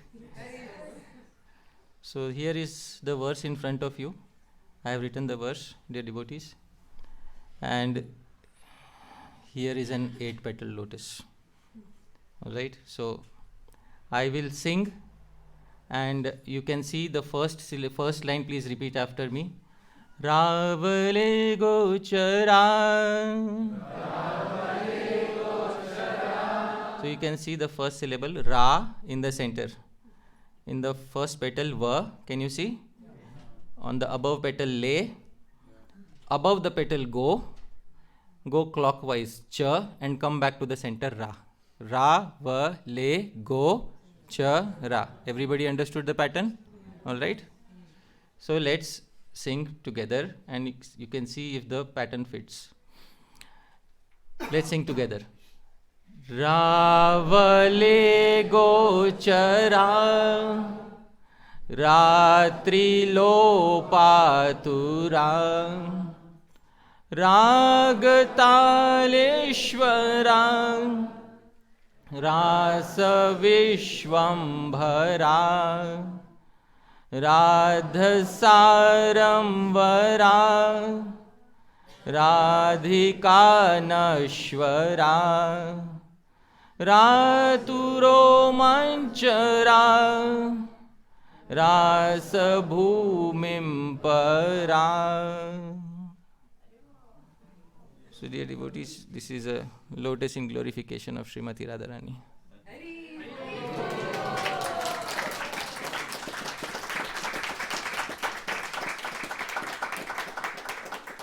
So when I simply spoke the meaning, all of you were happy. Now all of you are happier. But I don't just want to make all of you happier. I want to leave you happiest, dear devotees. There is something hidden in the verse still. Dear devotees, in the heart of Srimati Radharani, there is always a special personality residing. Who is the special personality in the heart of Srimati Radharani? Sri Krishna. And that is what Sri Chaitanya Mahaprabhu also is. Externally the color of Sri Radha, internally Krishna. Antar Krishna, Bahir Gaura. So this poetry is also of the same nature. Externally it is glorifying Sri Radha, but in the heart it has a glorification of Sri Krishna. Prahlad Prabhu, can you see? No? Alright. So, please see the topmost syllable on the topmost petal. What is the syllable? Go. Pa. Le. Shwa. Ram. Na. Ma. Mi. Gopaleshwaram Namami. I offer obeisances.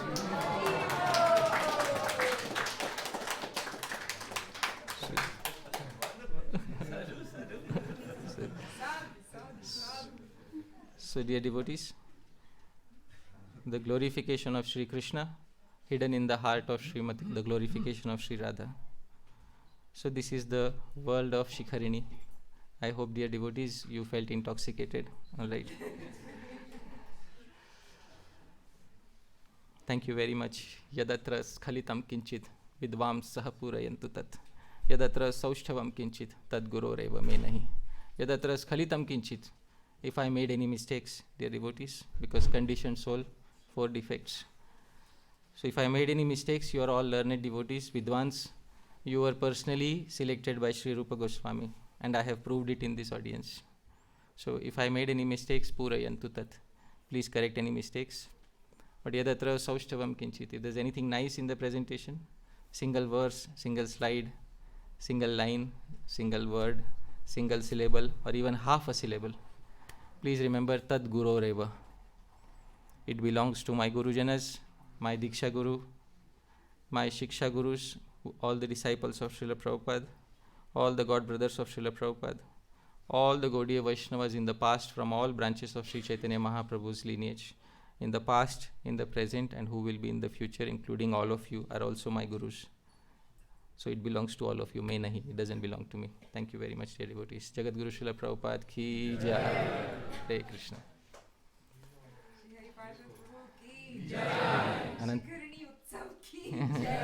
Ananta Koti Vaishnava Vrinda ki jai. Hare Krishna. So I would like to give, if any reflections by the senior Vaishnavas, Maharaj and Swayam Bhagwan Keshav Maharaj.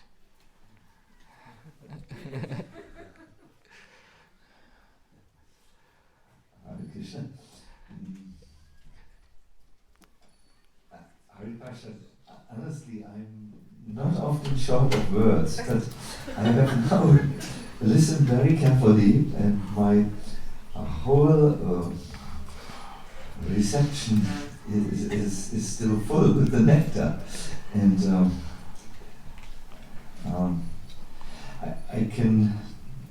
I thank you very much for this presentation, and I think all of us in the room saw the power of the Acharya's writing, or the power of their Vani, really. I remember when we came into this soulful morning where the gopis request Krishna for 3 palmfuls of waters. I mean, we were really devastated. There was, everyone looked on the floor.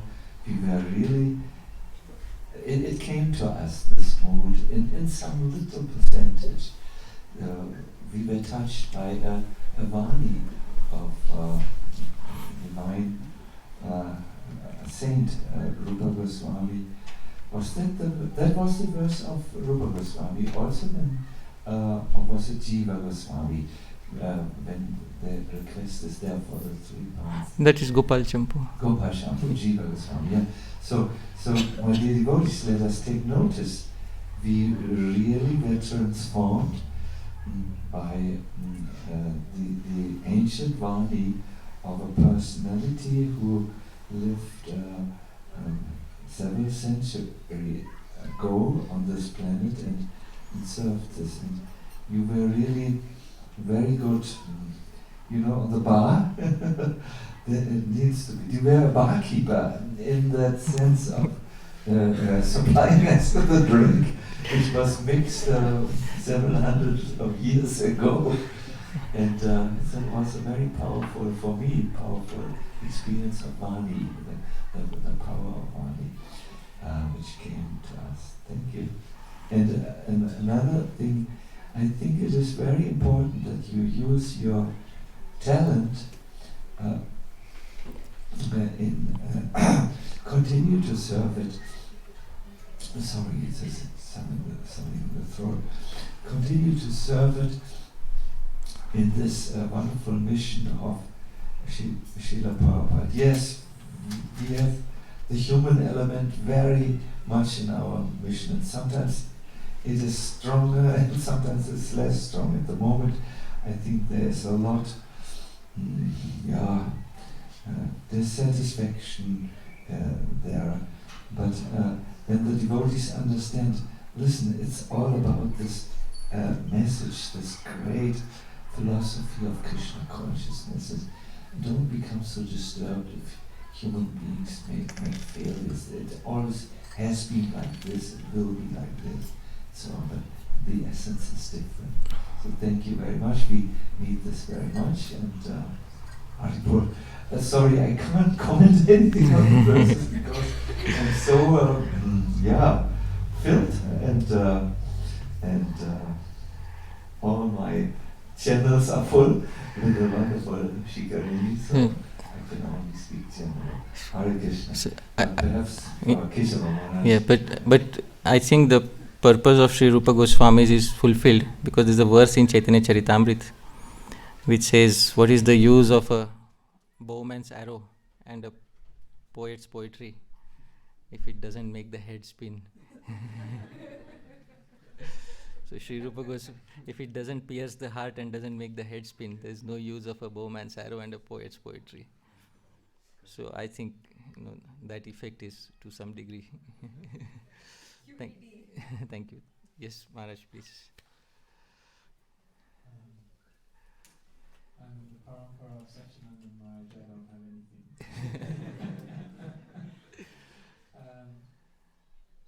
When we were walking with Sarandas Maharaj, and we were speaking and we were saying that we feel so fortunate that we have someone like you within the movement. We feel you have such a special, beautiful service to render, and we pray for your Sangha, and we pray that you have more and more strength and that many souls will be able to hear from you. That will be very wonderful for our movement and wonderful for the world. And I'll just make one final comment. You were talking about how Rupa Goswami put this verse in the roof, and Mahaprabhu lovingly slapped him when he saw that he had understood his heart and mind. I was mentioning in the morning of how Chaitanya Mahaprabhu then went to Swarup Damodar and said, how was it possible that he could understand your mind? And Swarup Damodar said, yes, because you met him at Prayag and you saw he was a suitable person, and therefore you empowered him. So you allowed him. So I was thinking, just like Rupa Goswami was empowered to reveal the heart and mind of Chaitanya Mahaprabhu, you have also been empowered to reveal to us the genius and the spiritual elevation of Rupa Goswami. And so, yes, we thank you very, very much. Hare Krishna. Your words are pure-hearted, and I offer them to the pure lotus feet of our Guru Parampara, because actually all good words of encouragement should be offered to them. So thank you so much, Maharaj, for your kind-hearted words of encouragement. Hare Krishna. Yes. All right. So Gaur Hari Prabhu, time is with you, and it's please let us know if we have time for question and answer. Maybe one or two questions. All right, one or two queries, and then we can continue the queries in the special session for question and answers. Right. So if we should give priority to somebody who can only be here now but will not be able to present, will not be present in the Q&A session. Is there somebody like that who wants to ask questions? Let them be given priority. Or anybody can ask questions. 3:30 3:30. today. Today 3:30 is a Q&A session. Yeah. Yes, Maharaj. Yeah.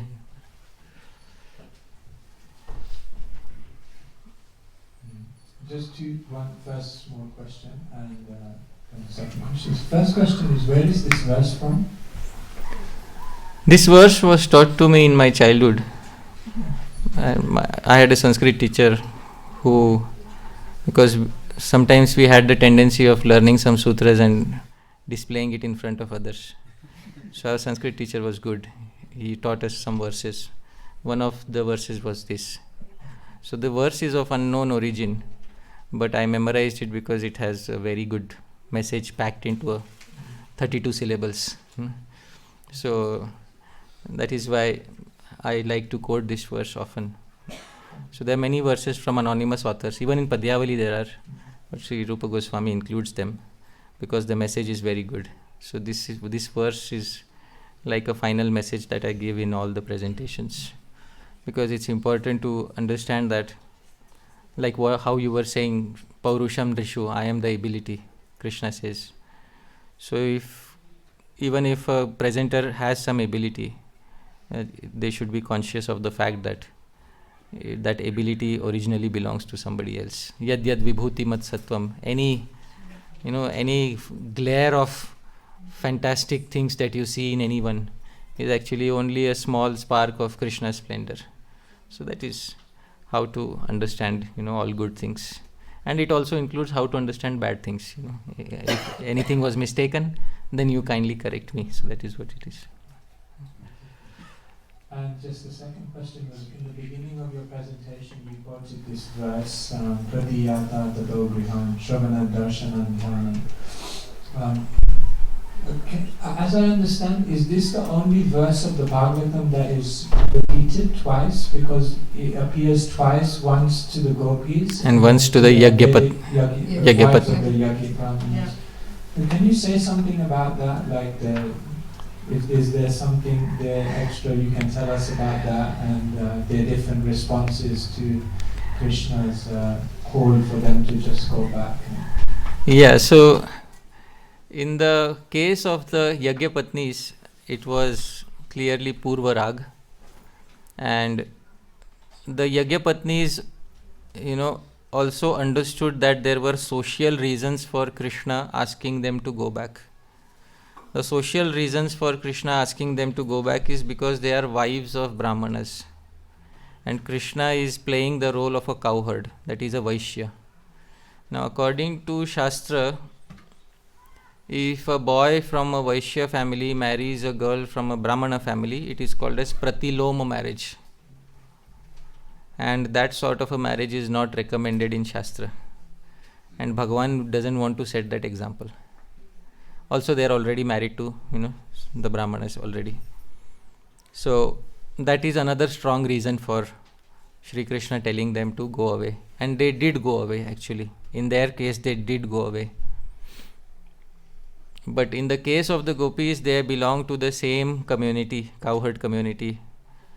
And he himself played on the flute to invite them. So this sort of mischief should not be tolerated actually. So, I mean, see, those mischiefs are okay where you are forgetting the names and turning up late and all this is okay. This permissible mistakes. But this is unforgivable actually. To call somebody in the dead of the night, they take so much pain to come to you. And after calling them, then you turn them back. In the case of the Yagyapatnis, Krishna did not call them, Krishna went to them. And then when the Yagyapatnis heard, then they came running to him. So it was halfway Krishna, halfway Yagyapatnis. In the case of the gopis, Krishna called them actually and then told them, go back to your homes. There is no going back to their homes. We are from the same community and we love you and our marriage is possible. Even socially, it is possible for both communities are same. Please accept us. So they didn't turn back. So that is the case with the gopis. And the case with the Yagyapatnis is different. So they returned back. And it's described that when the Yagyapatnis came to meet Krishna, Sri Shukadev Goswami says that the Yagyapatnis rushed towards Krishna to meet him just as rivers rush to the ocean. This analogy he gives. So the commentator Sri Hari Surya asks a question, why? For everything he asks why. Why does he give this analogy? That like rivers coming to meet an ocean. So in reply he says that a river has two most important things with her. Her name and her form. And when the river enters the ocean, she surrenders her name and her form to the ocean. Now the wives of the Brahmanas knew that they have a name. Name, the second meaning is a good name in society. Reputation. Another meaning of name is reputation. They have a name in society and they have a beautiful form. And they know that once they offer it to Krishna, there will be no returning back, just as rivers don't return back after merging in the ocean. Therefore, when they rush to meet Krishna, the only analogy that Sri Shukadev Goswami could think of is like rivers rushing to meet the ocean. So there's a lot of deep thought going on in there, but some differences as I could think of. Thank you so much. All right, can we take one or two more from? Yes, okay. Yes, Prabhu.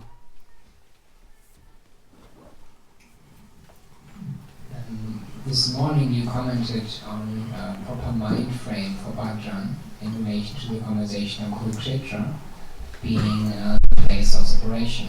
And as you were ending on the note of separation, what could you recommend for us to cultivate a mind frame for bhajan on our stage? Whether or not Sanskrit poets are understanding the depth of it, but do you have some tools or tips how we can cultivate a mind frame of that bhajan? Right. So, in order to cultivate Shri Krishna Bhajan, Sri Rupa Goswami has mentioned two paths in the Bhakti Rasamrita Sindhu. These are parallel tracks. One is called as Vaidhi Bhakti, one is called as Raganuga Bhakti. So Vaidhi Bhakti is when a particular individual is not spontaneously attached to Shri Krishna, but still wants to execute bhakti. That is when bhakti is executed out of the rules of Shastra. So generally all sadhakas should continue to execute bhakti as mentioned in the rules of Shastra. This is known as Vaidhi Bhakti. Now Srila Bhakti Vinod Thakur says, Vidhi Bhakti Rata Jane Swatantrata Ratna Dane Raga Marge Karaya Pravesh. That a devotee who is very nicely engaged on the path of Vaidhi Bhakti, following the rules and regulations, but if he gets proper association, then by the mercy of Shri Krishna, that person can be given an entrance on the path of Raga Bhakti. Raga Bhakti is spontaneous devotional service where one starts cultivating a personal relationship with Sri Krishna. It is described in, I am giving the reference, it is described in some detail in the Nectar of Instruction, 8th verse purport by Srila Prabhupada, how to cultivate that type of bhakti. So, if you read that purport, Nectar of Instruction, 8th verse purport, you will find the details of that, because it is not a subject matter of speaking in a sabha. It cannot be spoken of so openly in an audience. So, but what can be spoken of in an audience is how to practice Vaidhi Bhakti, that how to practice Bhakti as mentioned in the rules of the Shastra. So every day we have some discipline for waking up, coming to the temple, but having a most favorable mindset for Krishna. The most important condition in Bhakti is Anukulyena Krishnanushilanam. To have a mindset of favorability towards Krishna, to never become unfavorable towards Krishna, and to try to remember him always and to never forget him, and in this way to execute all the limbs of bhakti. This is what, like chanting the holy name, listening to Srimad Bhagavatam, and then gradually when the spontaneous desire arises within the heart that I wish to progress ahead, then one should seek out the association of devotees who are catering to that need. So one should pray to Sri Sri Radha Madan Mohan that now naturally a hankering is there within my heart that I am not satisfied with my current position. It should happen naturally, organically, without any external force. Because some things take time. Time is a major factor in this. It cannot happen over a day for many people. So when it naturally happens, then we start praying to Bhagavan to kindly send us such a devotee in our lives who can fulfill that need of higher association that we right now have. And when Krishna mercifully sends that devotee in our lives, and that devotee agrees to act as our Shiksha or Diksha Guru and gives unconventional guidance to the disciple, then it is possible for the disciple, Diksha or Shiksha disciple, to advance on the path of Raganuga Bhakti, because Raganuga Bhakti is the only path through which one can attain Goloka Vrindavan. So this is the sum and substance of what I want to say. So although we are right now practicing Vaidhi Bhakti, this we should continue to practice through rules and regulations. We should all aspire to attain the platform of Sri Raganuga Bhakti, because please raise your hands, how many of us want to go to Goloka Vrindavan? All of us want to go to Goloka Vrindavan.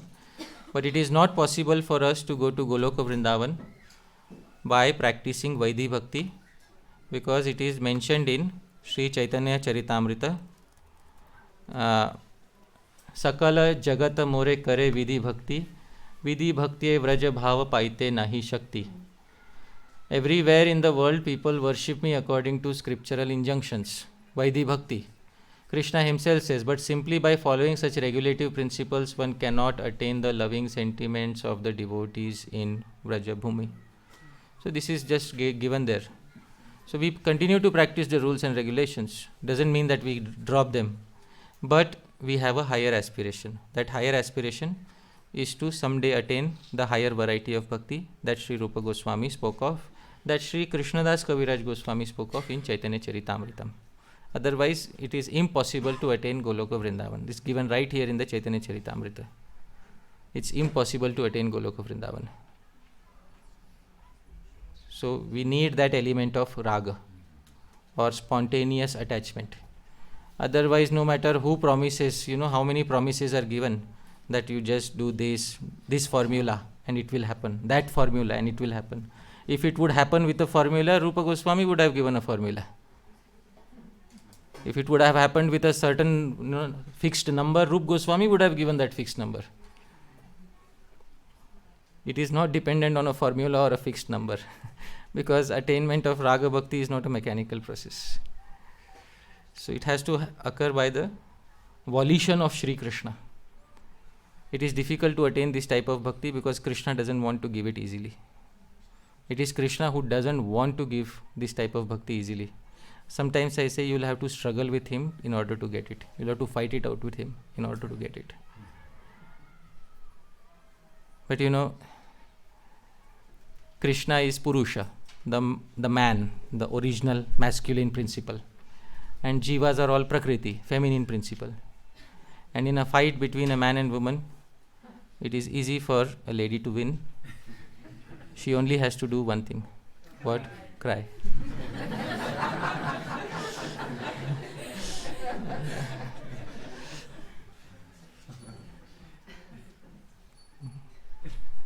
So there's the secret for you, Prabhu. I hope it satisfies your query. Okay, thank you. Yes, Prabhu.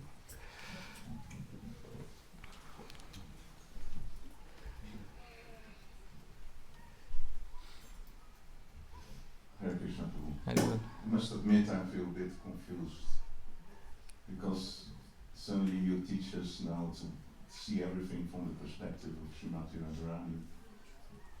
And you took us on that journey so convincingly that I start to experience some feelings that I didn't have before, like when you were talking about Akrura, that when he took Krishna to Mathura, and the crow was also there, was flying to Mathura with Akrura. I was thinking suddenly about this verse, Tatvaya Samtirtam, like place of pilgrimage for crows. Crows. And I got this feeling about Mathura that I never felt, like I will not go to that place anymore. So I don't know if it's a real feeling, like if you are rather followers of Srimati Radharani, then you get this feeling that I don't want to go to Mathura anymore. So can you, it's very good feeling, or is it just your it's very good power of bringing us to that? As a follower of Srimati Radharani, if you feel that you always want to stay in Sri Vrindavan and never go to Mathura, it's very good. The fact that you are adding spice to it seems to indicate that Sri Hari Suri has left some impression upon you. So, welcome to the western part of India, Prabhu. We have unlimited chili supply here, Prabhu. So, So, yes, it is good.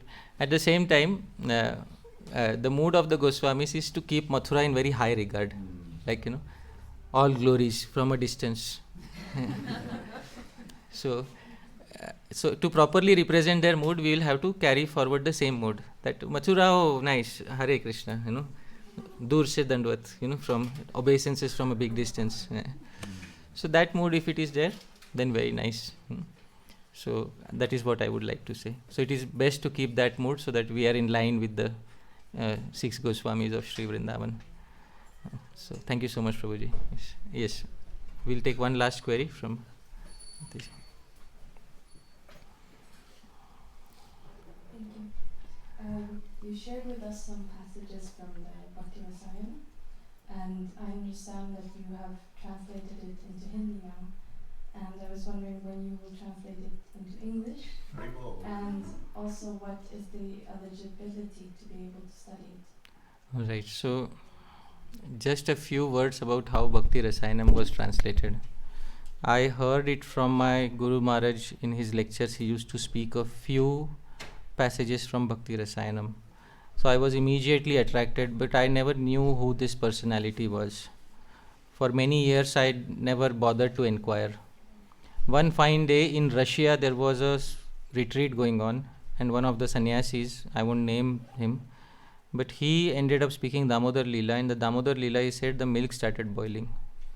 So after the seminar, there was a query. He said, who says milk started boiling?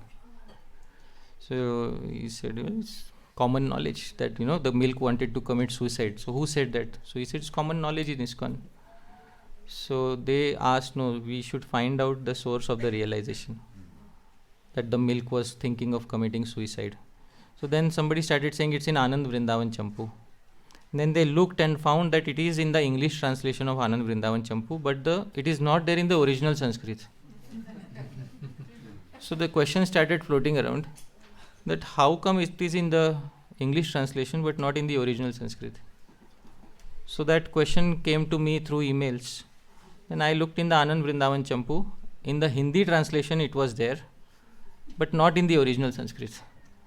So the translator of the Hindi translation was a very big scholar of Vrindavan. His name was Sri Vanamali Das Shastri. So great follower of Sakya Ras. Chaitanya Mahaprabhu's follower, but worshipping through Satyarash. He was known as Abhinav Kalidas, the new Kalidas of Vrindavan. He had such great capabilities. So he had translated Anand Vrindavan Champu into Hindi, but in that section he had included that the milk started boiling because it wanted to commit suicide. From the Hindi translation it boiled down into English translation, but the original source was not mentioned. So then I thought that there is only one poet who is trying to ask why behind every event, and let me look into that. So then I looked, first time I had a few verses from Sri Harisuri. I looked into Damodar Leela, I found the verse there. So I wanted to find the entire work, and I tried searching the original book, because the original book was printed in 1890 by the disciple of Sri. He had only one disciple in his life. So his one disciple printed 500 copies of the book in 1890 in Mumbai, in the first printing press that India had. So 500 copies were printed. These 500 copies got distributed easily, and in 2016 I am trying to locate one of the copies. So I tried finding a lot, but I couldn't find in India. I went to a scholar in Nasik, the place of Sri Harishwari, and he had one copy. So I asked him if he could give me that copy. So he said, "What is your qualification?" So I said, "Degree," he said. I said, "I am Masters in Computer Engineering." So he said that you will not even be able to read a single line from his poetry. Forget about it. I'll not give you the manuscript. So his words of insult, actually it pained me in the heart. But while returning from Nasik, I made up my mind that anyhow I will acquire this book and I'll try to do a translation. So then I tried to find in the United States, in Michigan University, somebody had donated their entire library, somebody from India, and there was one copy of Bhakti Rasayanam in that library. Fortunately, there was a devotee, his name is Krishna Abhishek Prabhu. He was working as a professor in the University of Chicago. So I asked him to get a library loan, because in the United States they have interlibrary loans. And in 2017 I got a first copy of Sri Harisuri's Bhakti Rasayanam. And it took me 3 months to understand the first 10 verses, because it was very difficult. I'm able to translate it, but the verses are not making sense. I mean, the magic is not there. So after 3 months I could understand that there are many dual meanings. You have to break down the words in different ways. So after 3 years I've managed to translate 7 chapters. Out of 49 chapters, 7 chapters have been translated after 3 years. These first 7 chapters were translated. I showed to my Guru Maharaj, so he gave his blessings and said that he wrote a review at the beginning of the book. So that's a big attainment for me, because to have a review by His Holiness Radha Govinda Das Goswami Maharaj on Bhakti Rasayanam is something special. So the first volume is out. I have a few copies in Hindi, but there is a devotee who has started translating it in English, and there is a devotee who's helping me do it, and fortunately he is a disciple of His Holiness Sachinandan Swami Maharaj. So very soon we'll try to bring out the first volume. First volume just begins out, he just starts writing verses. Second volume onwards it really starts getting interesting, because Damodar Leela starts. And then when it comes to Ras Panchadhyayi, every chapter has 400 verses. So it's a diamond mine of fresh realizations. So hopefully if I'm able to do something, I consider even a small effort, swalpamapyasya dharmasya trayate mahato bhayat, is for my purification, so that I can meditate on 10th canto of Srimad Bhagavatam. That is what it is. So maybe in an year or 1.5 years we'll try to bring out the first volume in English. But it is like on a personal level I am speaking about it, because since he is a personality who is not directly in the lineage of Sri Rupa Goswami, he is in a sub branch of Chaitanya Mahaprabhu. Therefore I speak only personally. I don't try to I don't want everybody accept him, because if somebody likes him, then they accept him. That's the mood with which I am presenting him. because some people may have reservations about it, and I don't want to, force something upon them. So let everybody get a free sample. If they like it, then they can explore further. So I hope this satisfies your query. Thank you. Okay. Srila Prabhupada ki, Ananta Koti Vaishnava Vrinda ki, Thai Gaur Premanande. Praise Hari Parshad Prabhu ki. Srila Prabhupada ki.